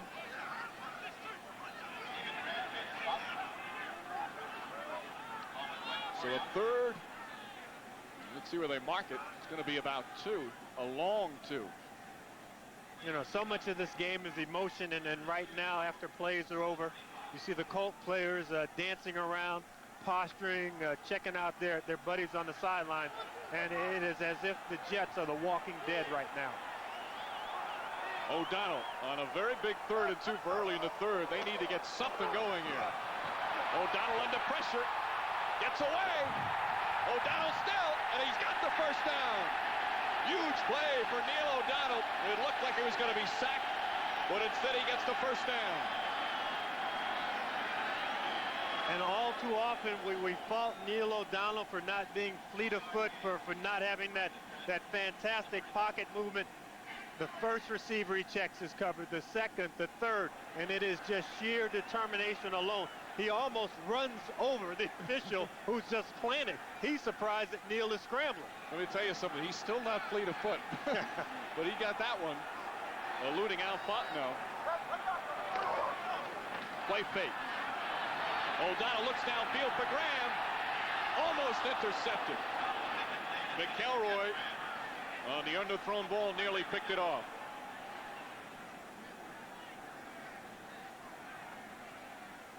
Coverage from McElroy and the rest of the secondary there. But Neil O'Donnell wants to take that shot down the field to see if he can squeeze this thing in. I think the wind actually holds this ball up, because it looked like when it left his hand that it was going to be enough on it. And then hit once again. Dan Footman putting the crunch on.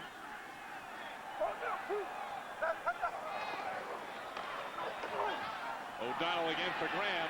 Throws it too high. Incomplete. David Tate knocked him out, but Graham had no shot at catching that in bounds. Graham almost goes up too high for this ball. He goes up and it doesn't hit his hands. It actually hits part of his arms.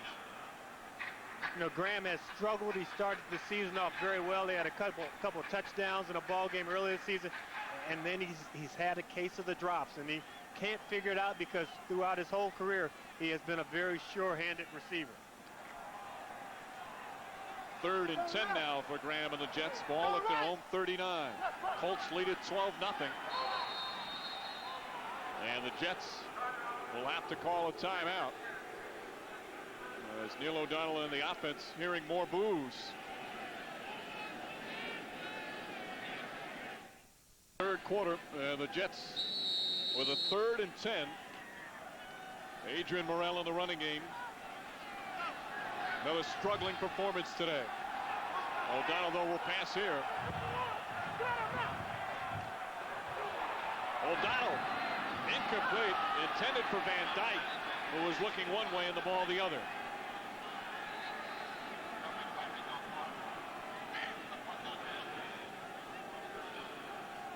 So another 4th down. Hanson on the punt.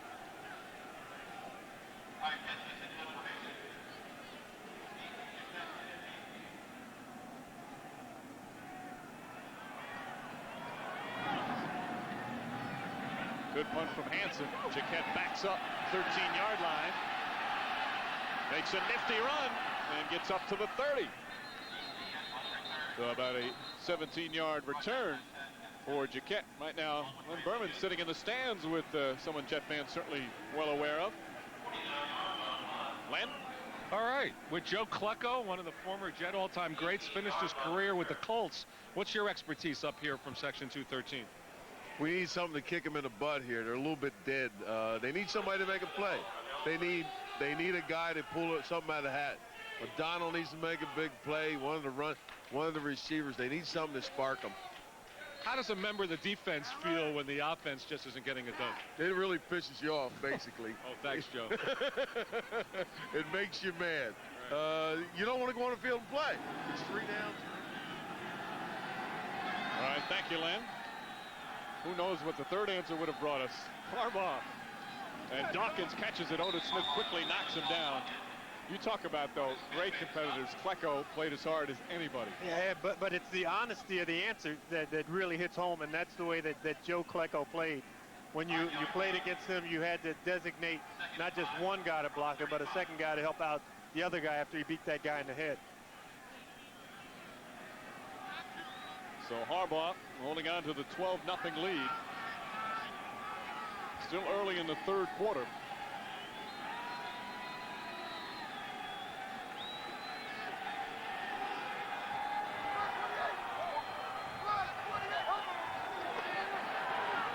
That looked like a broken play. Harbaugh hit as he throws.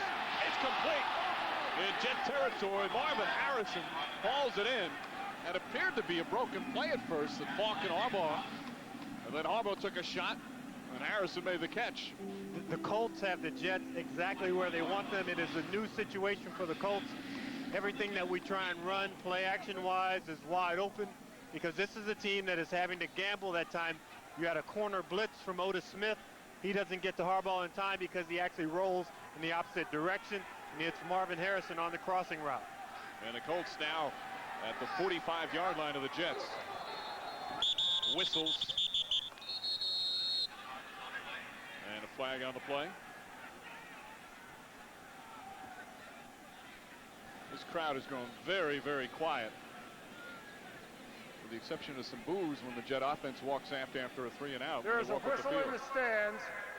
We're going to put the time back on the clock and replay the down. A whistle in the stands. You don't think there is a loose referee in the stands. You don't think Klecko has the whistle?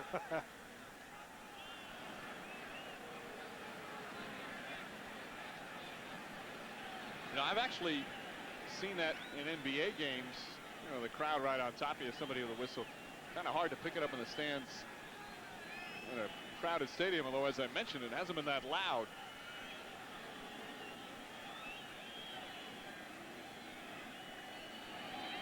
So you can hear all the fans whistling now. It's very unlike New Yorkers to take the sarcastic route here. And I'm a New Yorker. I'm allowed to say that. I think you were the one with the whistle.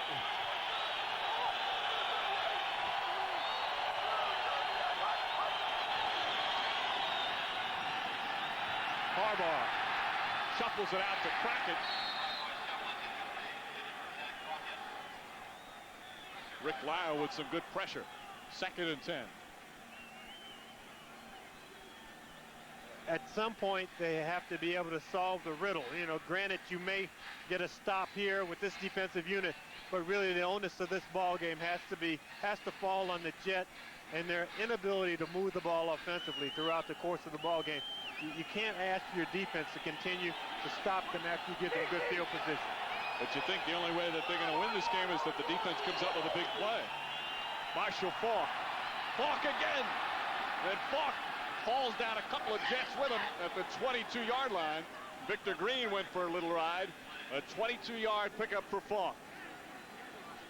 So we talked about having to gamble, having to commit your linebackers toward the line of scrimmage. Instead, these guys getting to play a little deeper. They get right up in there. They get attached to their blockers. And Marshall Falk just does a good job in picking his way through the hole and then accelerating after he gets through it.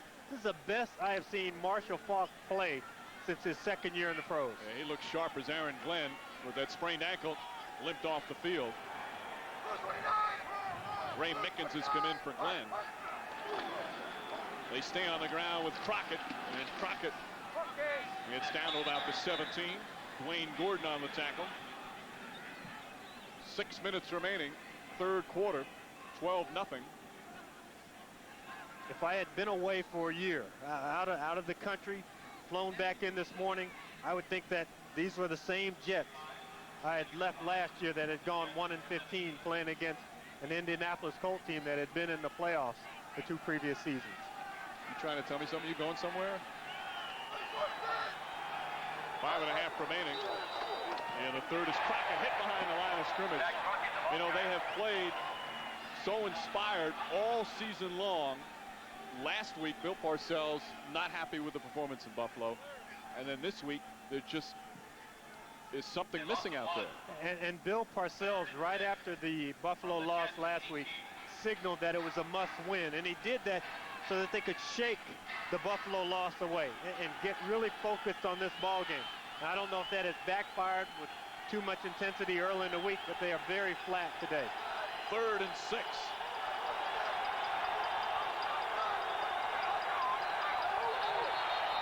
And a lot of movement, including Harbaugh. Yeah, he left without the football.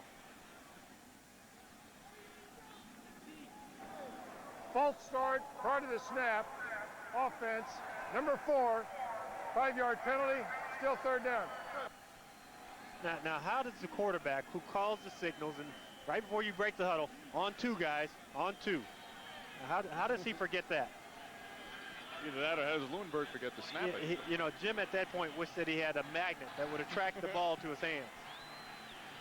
So it's now 3rd and 11. Jet defense looking over to the sidelines. 3 wide receivers come in. Aaron Glenn is back in the game.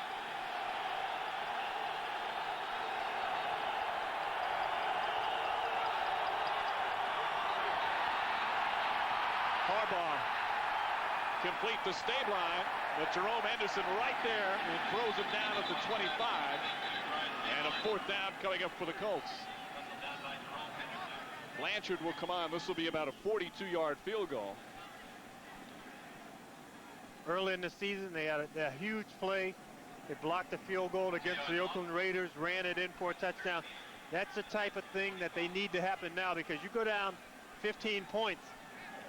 The Jets scored 10 points last week, 0 in the first half. They have gone 19 minutes in this ballgame, 20 minutes in this ballgame without even getting close to the end zone. Nearly 43 yards. And Blanchard drills it. Very important 3 points for the Indianapolis Colts. And they take a 15-0 lead. 3:51 remaining 3rd quarter. Jet offense needs to get in gear.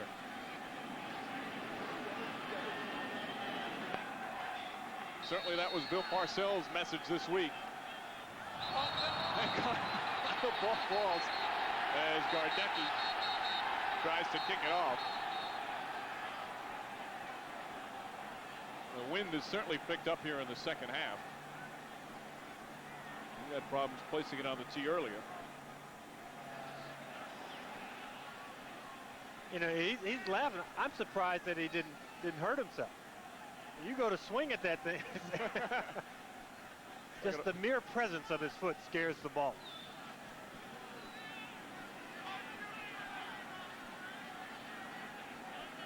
So once again, they'll hold it for Gardecki. First time in 15 years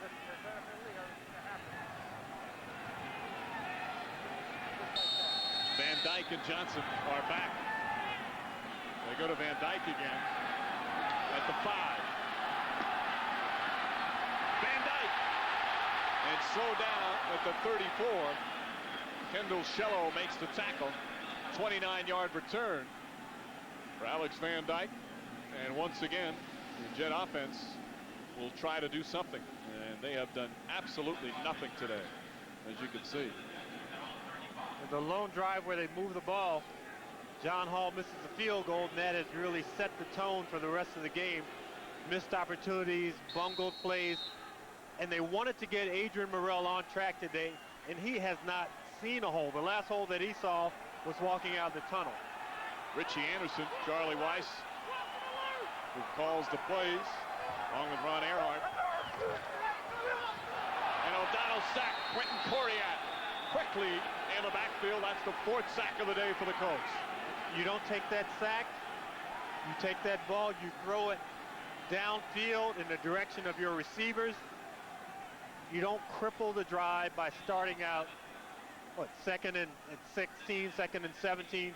This is a team that's having trouble gaining 10 yards during the course of a drive, let alone converting 2nd and long. You have enough time to get rid of the ball. You have enough time to get rid of it. You can see that coming. 7-yard loss, so 2nd and 17. O'Donnell and Richie Anderson drops it.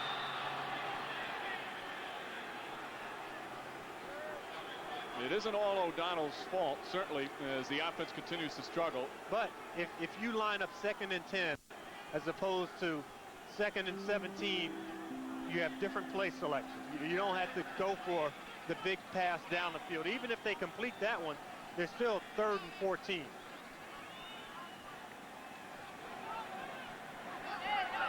So now a 3rd and 17. 15-0. Jets trailing. A little over 3 minutes remaining, 3rd quarter. O'Donnell for Johnson. Intercepted, Rico Clark. And Clark dives down at the 40. And more boos. First turnover of the game. O'Donnell does not throw many of those. Yeah, but what happens when you get in the 3rd and 17 situation, you are forced to throw the ball where you don't want to. Neil O'Donnell is very conservative by nature. Getting in the hole just ruins it.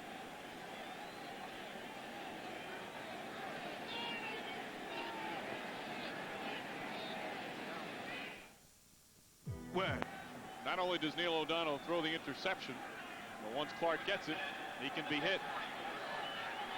And the Colts' Al Fontenot will make sure of that.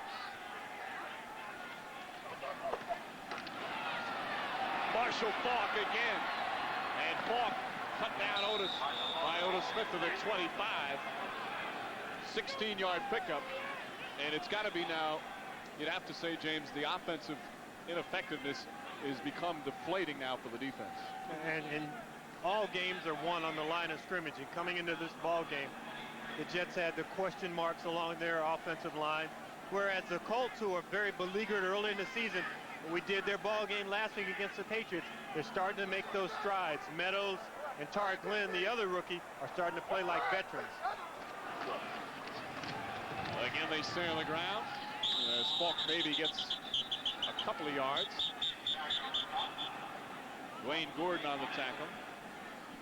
Just a little over 2 minutes remaining in the 3rd.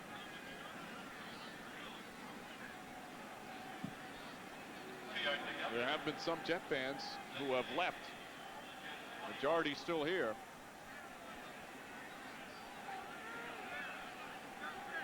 Neil O'Donnell has not had time to throw. He's not been that sharp. Keyshawn Johnson made a couple of nice catches early. Big rush. Gordon chasing. Nearly picked off Jason Ferguson. There's a penalty marker down. Yeah, the flags were a little late to come out, but there was offsides against the Jets before that play even started.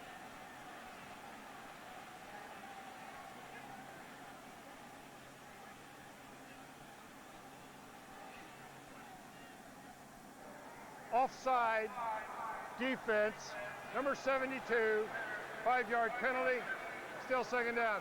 Jason Ferguson.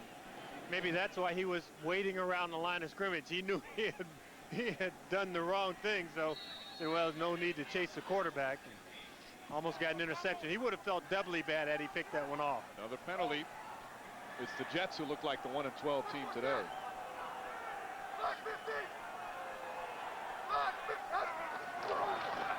Marshall Faulk. And Faulk goes over the 100-yard mark with that run as he goes down to the 10. That'll be his 3rd 100-yard game of the season. He's done a little bit of everything today. A terrific game for Marshall Faulk on only 11 carries.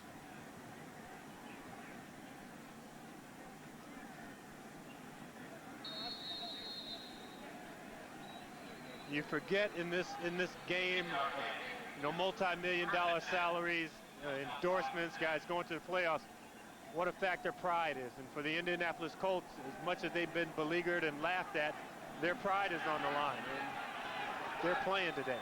They keep saying they want to prove that they're not as bad as their record. They're proving it to the Jets as Faulk gets down to about the 5-yard line. Rick Terry on the tackle. Final minute of the 3rd quarter. Bobby Hamilton on the stop, along with Victor Green. Bill Parcells was very worried about this game. They played these two teams back on October 5th at the RCA Dome in Indianapolis. Jets held on for a 16-12 victory. Parcells says their offense is much, much better since then. Zach Crockett, and Crockett rumbles down. Is he in? Looks like he's just short. Just shy of the goal line. Raymond Austin helping to bring him down. And the final seconds of the third quarter. And the Jets will have 1 quarter to go to try and somehow pull this one out. They've got an uphill climb as the offense has struggled all day long. We'll be right back after these messages from your local station. Jets trailing 15-0 as we're set to begin the fourth quarter. It has been a horrible performance by the Jet offense. Right now the defense needs a stop. 3rd and 1 at the 1.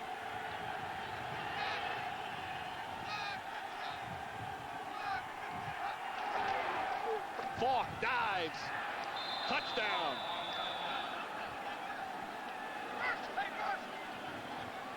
And the Colts make it 21-0.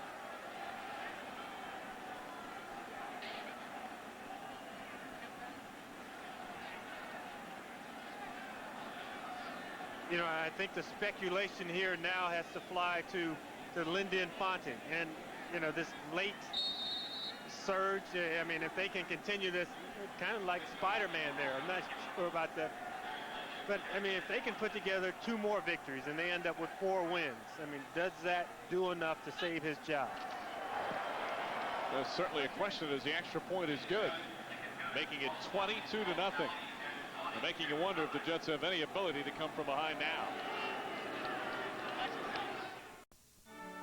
The NFL on NBC is brought to you by Oldsmobile and your local Oldsmobile retailers. By Compaq, the most popular computer in the world. And by De Beers, a diamond is forever. 22-0. Bill Parcells knows his team is still, even if they lose today, they can still possibly make the playoffs, but he felt this one would be really damaging. His line to the team is that if we have any aspirations to do anything this year, we must win on Sunday against the Colts. But where they've really failed this year is within their own division, not being able to beat the people that they line up against twice a year. Van Dyke, short kick, picks it up at the 18. Van Dyke cuts across, still on his feet. And Van Dyke gets up near the 40, pushed backwards. And a nice return from Alex Van Dyke. Marcus Pollard on the tackle. 20-yard return. And while we have a moment, Van Dyke, though, shaken up on the play. We'll remind you the NFL season extends to the World Wide Web on NFL.com, the league's official website. Visit the NFL.com for all the scores and stats, complete roundup of the weekend's action, and chat with some of the NFL's biggest stars.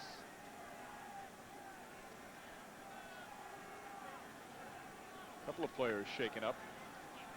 Rico Clark, who had the interception, you know, and I hate to say it, he might have gone down just so his parents get to hear us say his name. He got the first career interception. And what was Van Dyke's reason for that then? He's tired of running back kickoffs. Okay. So opening minute of the fourth quarter. Neil O'Donnell. Jets will need a miracle to pull this one out. Even though it's an entire fourth quarter, this offense has not given any indication they're going to do anything. As Jeff Graham catches one up by midfield, that's Graham's second catch. You know, it is so tough when, you know, you're down this far and your offense is based on really throwing the ball 5 to 15 yards down the field. This is not a big chunk offense. You know, Keyshawn Johnson has become the go-to guy in this offense, but Wayne Corbett is really a short possession receiver, as is Jeff Graham.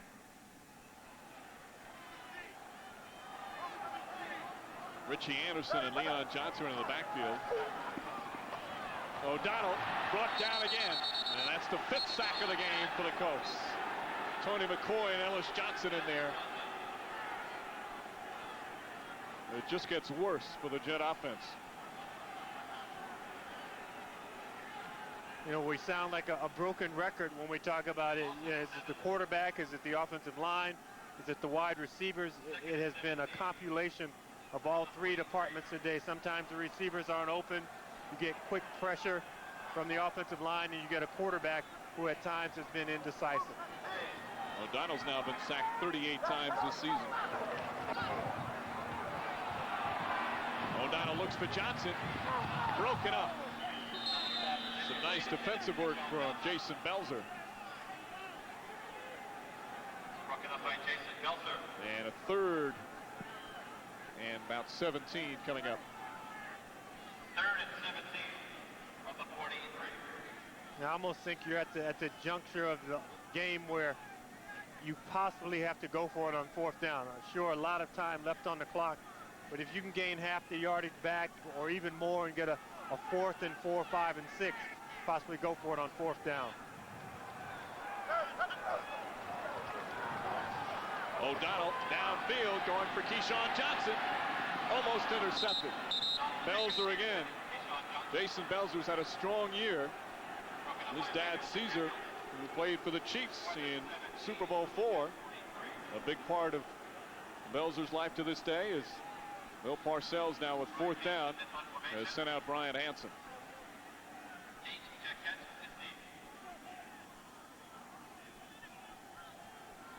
Jaquette is back at the 20. Jaquette has had a number of nice returns today. Low kick from Hansen. Come on! And finally something goes right for the Jets as the ball rolls down and stops at the 4-yard line. That's where the Colts will take over. 53-yard punt for Hansen, with the Jets still trailing 22-0 here early in the fourth. And Parcells, it took him a while to get over it. The team had to rebuild their momentum. Then you come home after a disappointing loss in Buffalo against a team that had only one victory. You think, you really believe that you're going to be able to muster up a better effort than today. Zach Crockett, and Crockett rumbles for about 3 yards. Victor Green makes the stop. While Parcells is suffering, Lindy Infante for a change is not. And he said the one thing he was sick and tired of is after the games, meeting the opposing coach at midfield and having them say, "I'm sorry, Lindy, boy, you guys played hard." He didn't want to hear that anymore.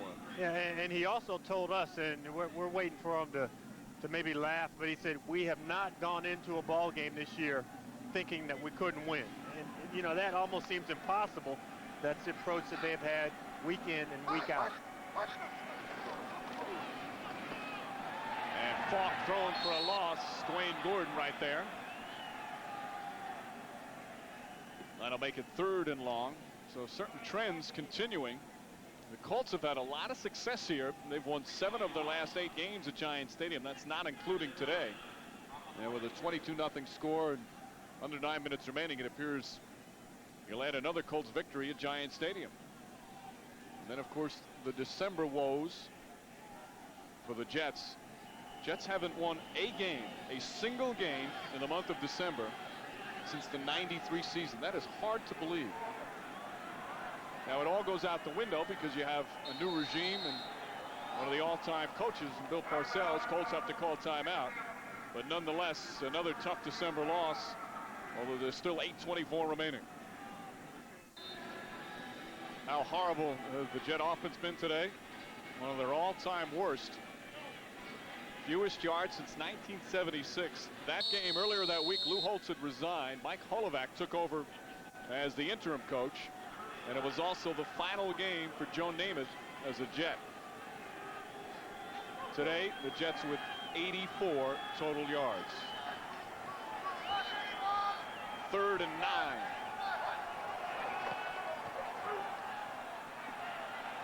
Harbaugh incomplete. And 4th down coming up. Ray Mickens. Good coverage on Nate Jaquette. Gardocki will come on to punt. And there's Ray Lucas, their special teams extraordinaire. Player who Bill Parcells loves.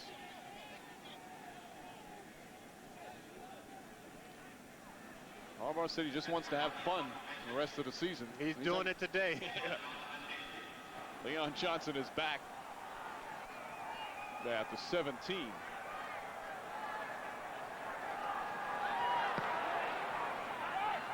Short kick. Moves up to the 24 and hit McElroy with a tackle. No return for Leon Johnson. 35-yard punt for Gardaki. Next weekend, a special Saturday edition of the NFL on NBC at 3:30 Eastern. Bledsoe's Patriots host Cordell Stewart's Steelers in a rematch of last year's divisional playoff game. Then next Sunday, Chiefs, Chargers, Jaguars, Bills, Dolphins, Colts, or regional action. The playoff race is on next weekend on NBC. Certainly, if Glenn Foley was healthy, you get the feeling he'd be in there, or would have been rather quickly today. Foley's knee injury still has him on the sideline. There was one report in New York this week that said he might not be back at all during the regular season. But Foley maintains he could be ready next week. O'Donnell hit and sacked again for the 6th time as Dan Putman gets his 2nd sack of the day. And the Colts are having a good old time out there. And there were guys open in the 3 and 4 and 5 yard range. Neil O'Donnell wanted something a little further downfield. Now he's going to need something further downfield. 2nd and 15. Caught. Keyshawn Johnson gets out of bounds at the 30. That's Johnson's 5th catch of the day. 22-0. I think the big question mark now, and that Bill Parcells wants it answered, can you guys muster up one touchdown drive? Do you have that much in you? And pretty sure he has challenged them verbally on the sideline to go out and score this drive. Quick throw. Johnson has it. Can't get loose. Jason Belzer quickly brings him down. And the hurry-up offense. 7:15 remaining in the 4th.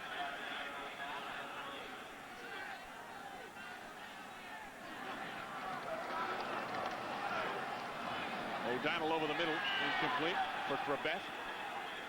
And the fans that remain, there's not a lot of them, with some boos. Corbett has not had a catch today.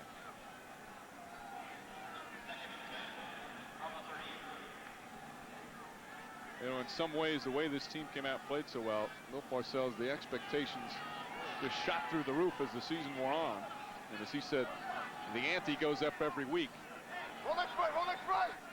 And the team unable to meet the challenge the past couple of weeks. And down goes O'Donnell again. Gang sacked. Number 7 for the Colts defense. You know, and that time he's looking in Wayne Corbett's direction, and Wayne Corbett has about 40-45 game streak where he's caught a pass. And quarterbacks are sensitive to that. I mean, he plays with Wayne when Wayne makes the great catches to bail him out. It would be nice to get him a catch so he can continue his streak. Johnson catches it, knocked out of bounds. You know, we mentioned Corbett. He's had a catch in 45 straight games, but none today. Now they're faced with a 4th down. Obviously, you have to go for it in this situation. It'll be a 4th and 4. Ball marked just shy of the 44-yard line. Issue time remaining, 6.5 to go. 4th quarter. What has been a lost day for the Jet offense. O'Donnell, and there should be a flag, and there it is. Well, there are 3 of them. McElroy draped around Leon Johnson. Maybe they're trying to play, kind of got frozen in the pockets momentarily. Interference, defense, number 40, automatic, 1st down. Well, at least he disguised it well.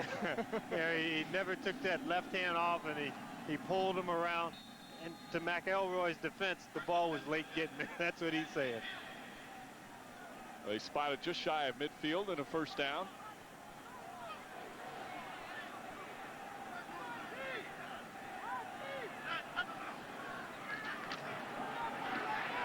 O'Donnell looks for Johnson downfield, and there's a penalty marker. McElroy tripped him up. It was an accidental trip. Yeah, but now he's the official wanting to. The interpretation of the rule is that the defensive man must play the ball. Keyshawn Johnson had turned his head to look back for the pass. McElroy had not, so McElroy gets the dubious honor of getting back-to-back interference calls. And And they'll spot the ball now. Pass interference, defense, number 34, automatic, first down. And he puts it, that was not Montgomery in there. Yeah. No, that was McElroy. Now they change it, so first down ball marked at the 17. Okay, got it, Gary? I think Gary Lane's all set. He's got it. Big rush on O'Donnell. Fires for the end zone. Touchdown! Van Dyke. Rico Clark was right with him. Nice catch from Alex Van Dyke. Well, that's his first touchdown of the season.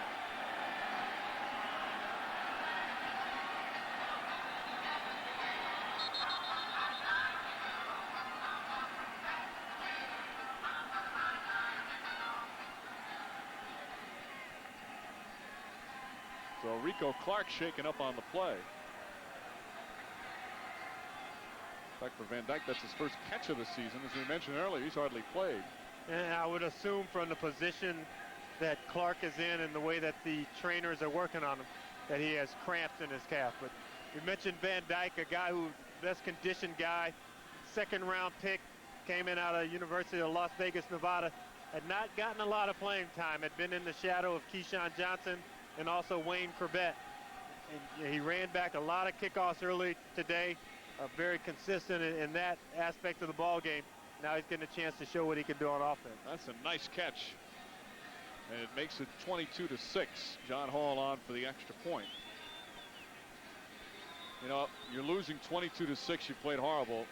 Enough with the dancing. Please. I don't know if the dancing is appropriate at all at that juncture. I understand it's your first touchdown reception of your career, but that is not the time.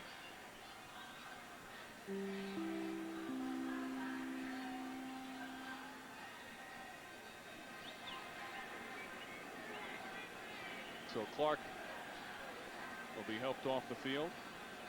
You know, the crazy thing about a 4 o'clock start, normally when you play a 1 o'clock game, get that wake-up call around 7:30 or 8, you eat breakfast, you go back to the room, you watch a little television, and you go to the stadium.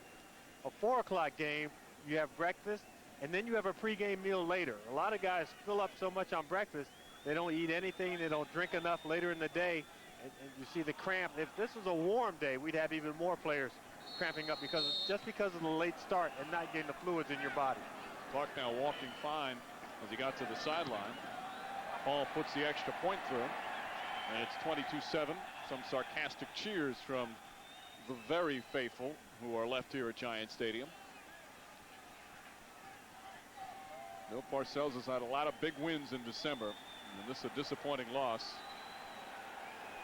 When you think about it, more has been done in 6 minutes. I mean, to be able to come back from a deficit like this is not inconceivable. Obviously, you have to onside kick or kick away, get the ball back in a 3-and-out situation. You need 2 possessions and 2 scores to even get back in the ball game.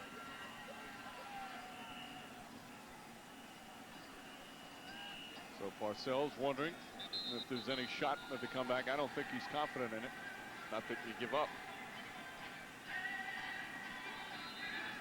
Tonight, coming up on Dateline.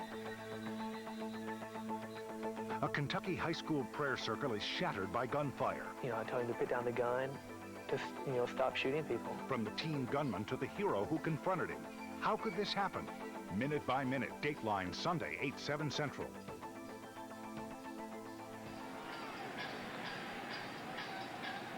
Lonnie Parole and the Jet offensive line. Just had a very poor day.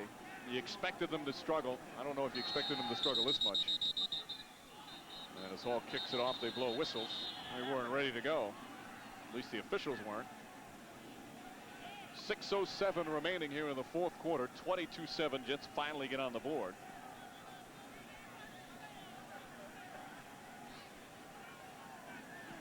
Hall missed the field goal earlier. There's no kickoff. The ball had not been made ready for play. I think they have to put like a little bow on it before he kicks it, and that's kind of made ready for play. You've behaved all day. Jet offense hasn't been ready to play all day.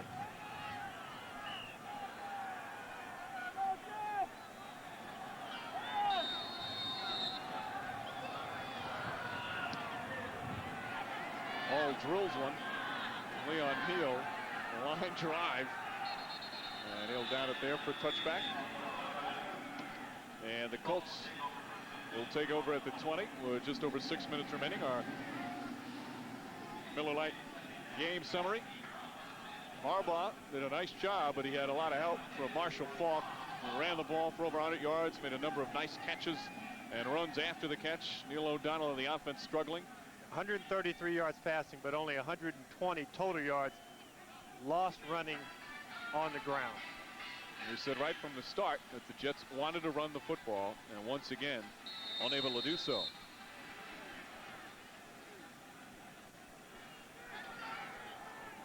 Harbaugh, usually the quarterback under fire, getting hit every time he turns around. It was Neil O'Donnell today.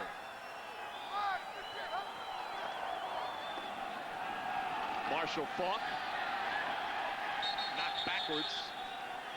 Mo Lewis makes the tackle. And certainly again, the Jets not out of the playoff picture with a loss today. They host Tampa Bay next week. That's a tough game. Then they finish up in Detroit against the Lions, but now they're going to need some help from some other teams. Dolphins, of course, play tonight. Yeah, but in this series of plays, they stop the Colts here on second down and stop them again on third down. If they can stop them on third down, they use one of their 2 remaining timeouts to stop the clock. They had to use one of the timeouts very early in the half. That's why down to 2. Faulk nowhere. Rick Terry makes another tackle. And what's he mad at now?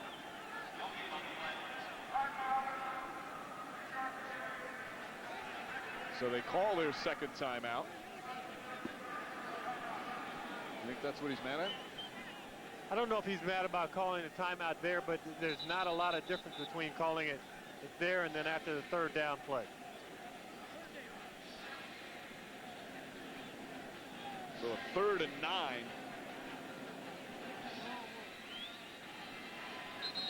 And obviously here your gamble is that the Colts throw the ball, they get a first down out of it, and then you've really shot yourself in the foot. But the key here is to stop them on third down. Defense came up with some very big stops early, but they're on the field a long time. And as we mentioned, Marshall Faulk made some nice plays. They could not stop Marshall Faulk today. 22-7. Jets trail. 5:14 remaining, 4th quarter. I'd be very surprised to see the Colts put the ball in the air. Faulk gets the handoff, has some blockers, but not enough to get the first down. He's tackled at about the 27. Ernie Logan in there. So 4th down. Gardocki will come on to punt.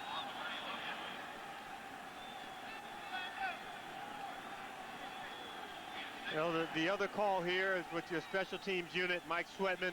You go with your punt return. You don't go for a punt block here. You give Leon Johnson a chance with some blocking to get some good return yardage. Again, there's still a lot of time. Over 4.5 minutes left.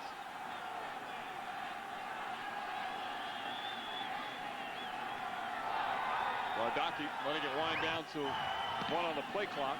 That's a bad punt. Johnson, though, not going to be able to return it. And probably that's the best thing for the Colts. As Gross picks it up at the 44. 39-yard punt, no return. And there's the playoff picture in the AFC. Kansas City Chiefs now taking over the lead in the West, now at 11-3. And that gives Denver a wild card spot at the very least. New England with a big victory. So the Jets in Tennessee still outside looking in. Miami, as we said, playing tonight. And then Jacksonville losing to New England. That's a huge win for the Patriots today. Ball at the 44. O'Donnell, Johnson, no catch. 1 foot out of bounds. That one was tough to keep 2 feet in.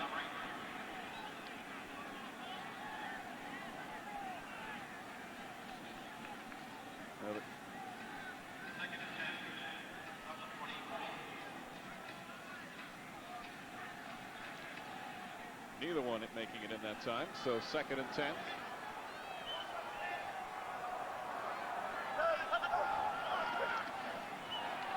O'Donnell again for Johnson, overthrows him.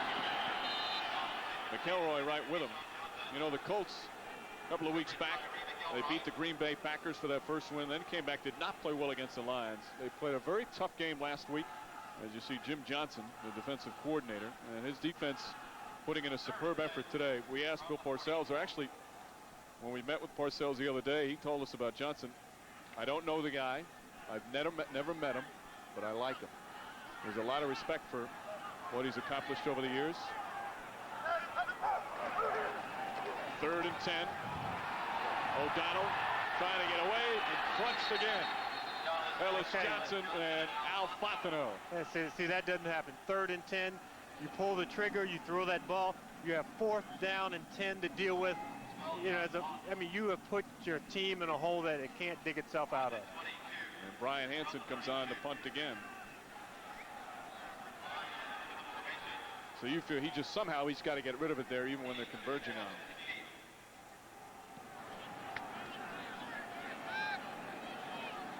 Jacquette backs up to the 11.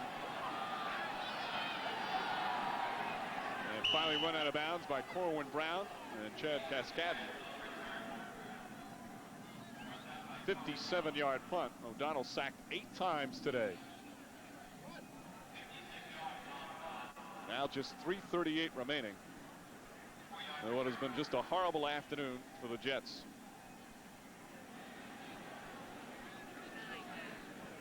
I mentioned earlier about their offensive totals. The area that they've lost the yardage in is actually Neil O'Donnell. We saw the 8 sacks there. Just a dismal day. They're going to get close to that 72-yard mark before this thing is over if he continues to drop back and take sacks. That's the all-time low for the Jets. See there Pittsburgh with the big win over the Denver Broncos. So Pittsburgh and New England really stepping up today. Marshall Faulk.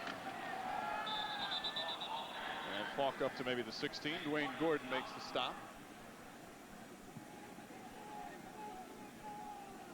Faulk with about 128 yards rushing. 2nd and 9 from the 17. You know, I think that Bill Parcells is pretty realistic as how he sees this football team.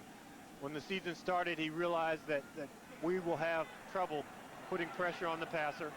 He looked at what had happened to his offensive line for today's ball game, knew he had some holes there, and I really believe in his heart of hearts he thinks that Glenn Foley is his quarterback of the future. I don't know how much of a difference Foley would have made today, maybe a little, but as Faulk trying to get outside and taken down after a couple of yard pickup. Otis Smith on the tackle. I mean, this team has really responded to Foley, but on a day like this, how much of a difference could he make? I think the ability to make something happen in the pocket when things start to collapse around you is one aspect that Neil O'Donnell does not possess. He is a good pocket, quick rhythm passer, 3 steps, get it out, spread the field. But when pressure comes in his face and he has to sidestep, he is not very nimble or agile of foot. Approaching the 2-minute warning. 3rd and 5 for the Colts.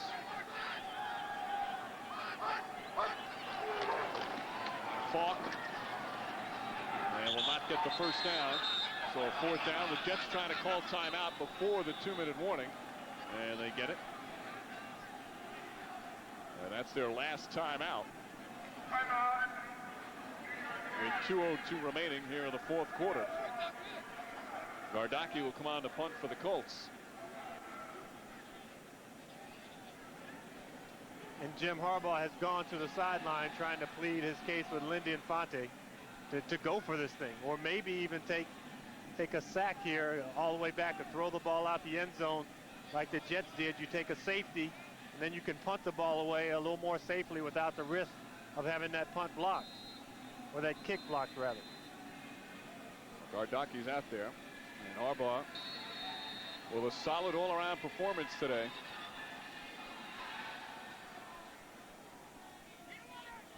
(15 of 24 for Harbaugh, 173 yards. And of course, no interceptions. only one turnover in this game. That was a Neil O'Donnell interception. Gardocki.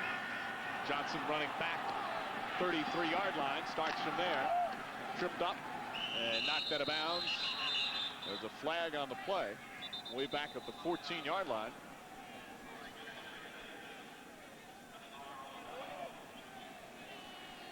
So they'll bring this one back, make the Colts punt it again.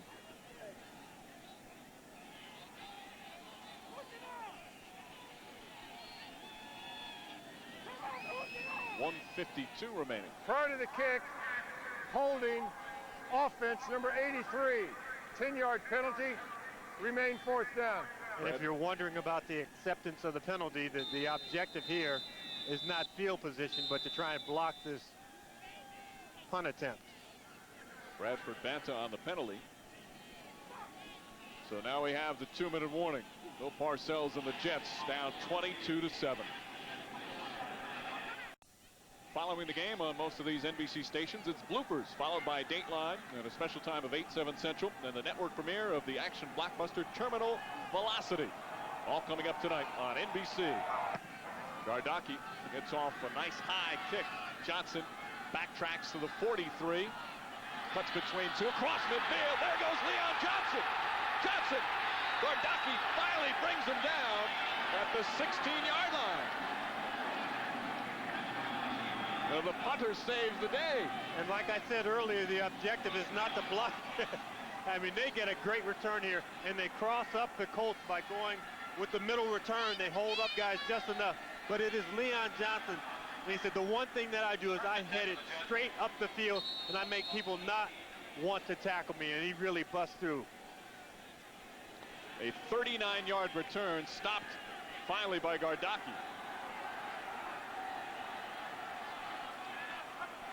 And O'Donnell. Again, Jets are out of timeouts. O'Donnell for the end zone. Touchdown! Van Dyke again. And the Jets score quickly. 22-13.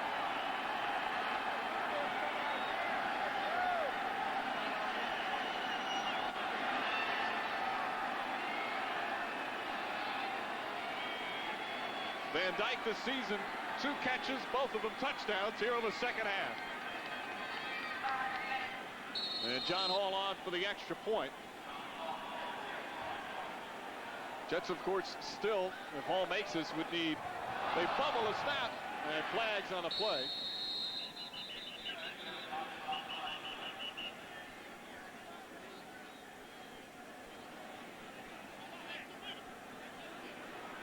So if Hall puts this one through, the Jets would still need an onside kick, touchdown, and a 2-point conversion just to tie. Hansen being explained.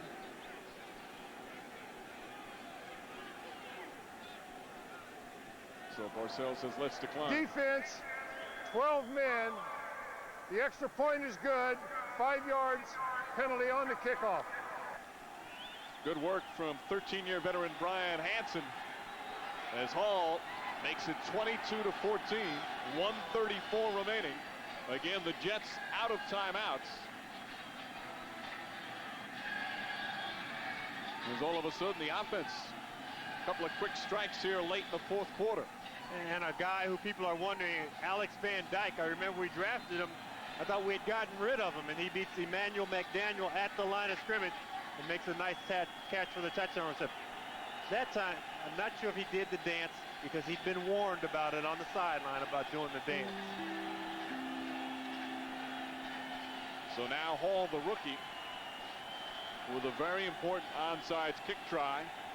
We've seen a lot of them, of course, a couple of weeks ago. The 3 consecutive ones against the New England Patriots, the Miami Dolphins.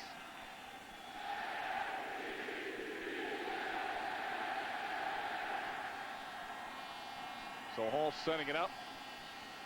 You saw that new technique from Miami where you kick the top of the ball and it takes one really big bounce. It goes high. Gives time for your team to get down to 10 yards. They're offside.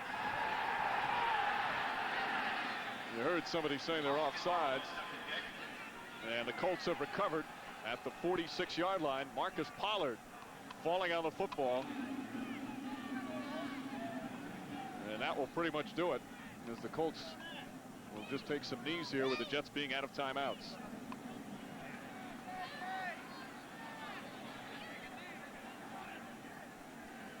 Two and 12 certainly feels a lot better than 1 and 13. And this is the first ball game that Jim Harbaugh has won for this team. When they beat the Green Bay Packers earlier, it was Paul Justin at quarterback.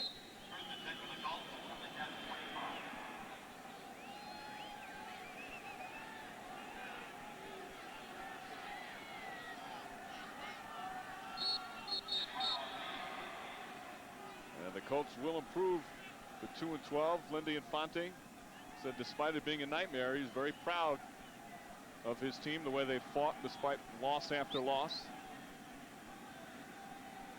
Meanwhile, Bill Parcells can't be proud. His team with a poor effort today. The offense with nothing going until the final minutes. And certainly when the defense gives you a little something extra to work with. You know, a lot of fingers will be pointed at the offense today, but you look back on the ball game, Marshall Faulk came up with a lot of big plays, not only running the football, but catching the football. He accounted for over 200 yards of offense today, 220 yards to be exact. 2 weeks ago, the Jets were sitting pretty at 8-4 in command of the AFC East. Sole possession, shouldn't say in command, but in first place by themselves, and then 2 difficult losses in a row to division opponents. They're done with their division, but 2 tough games, Tampa Bay and in Detroit.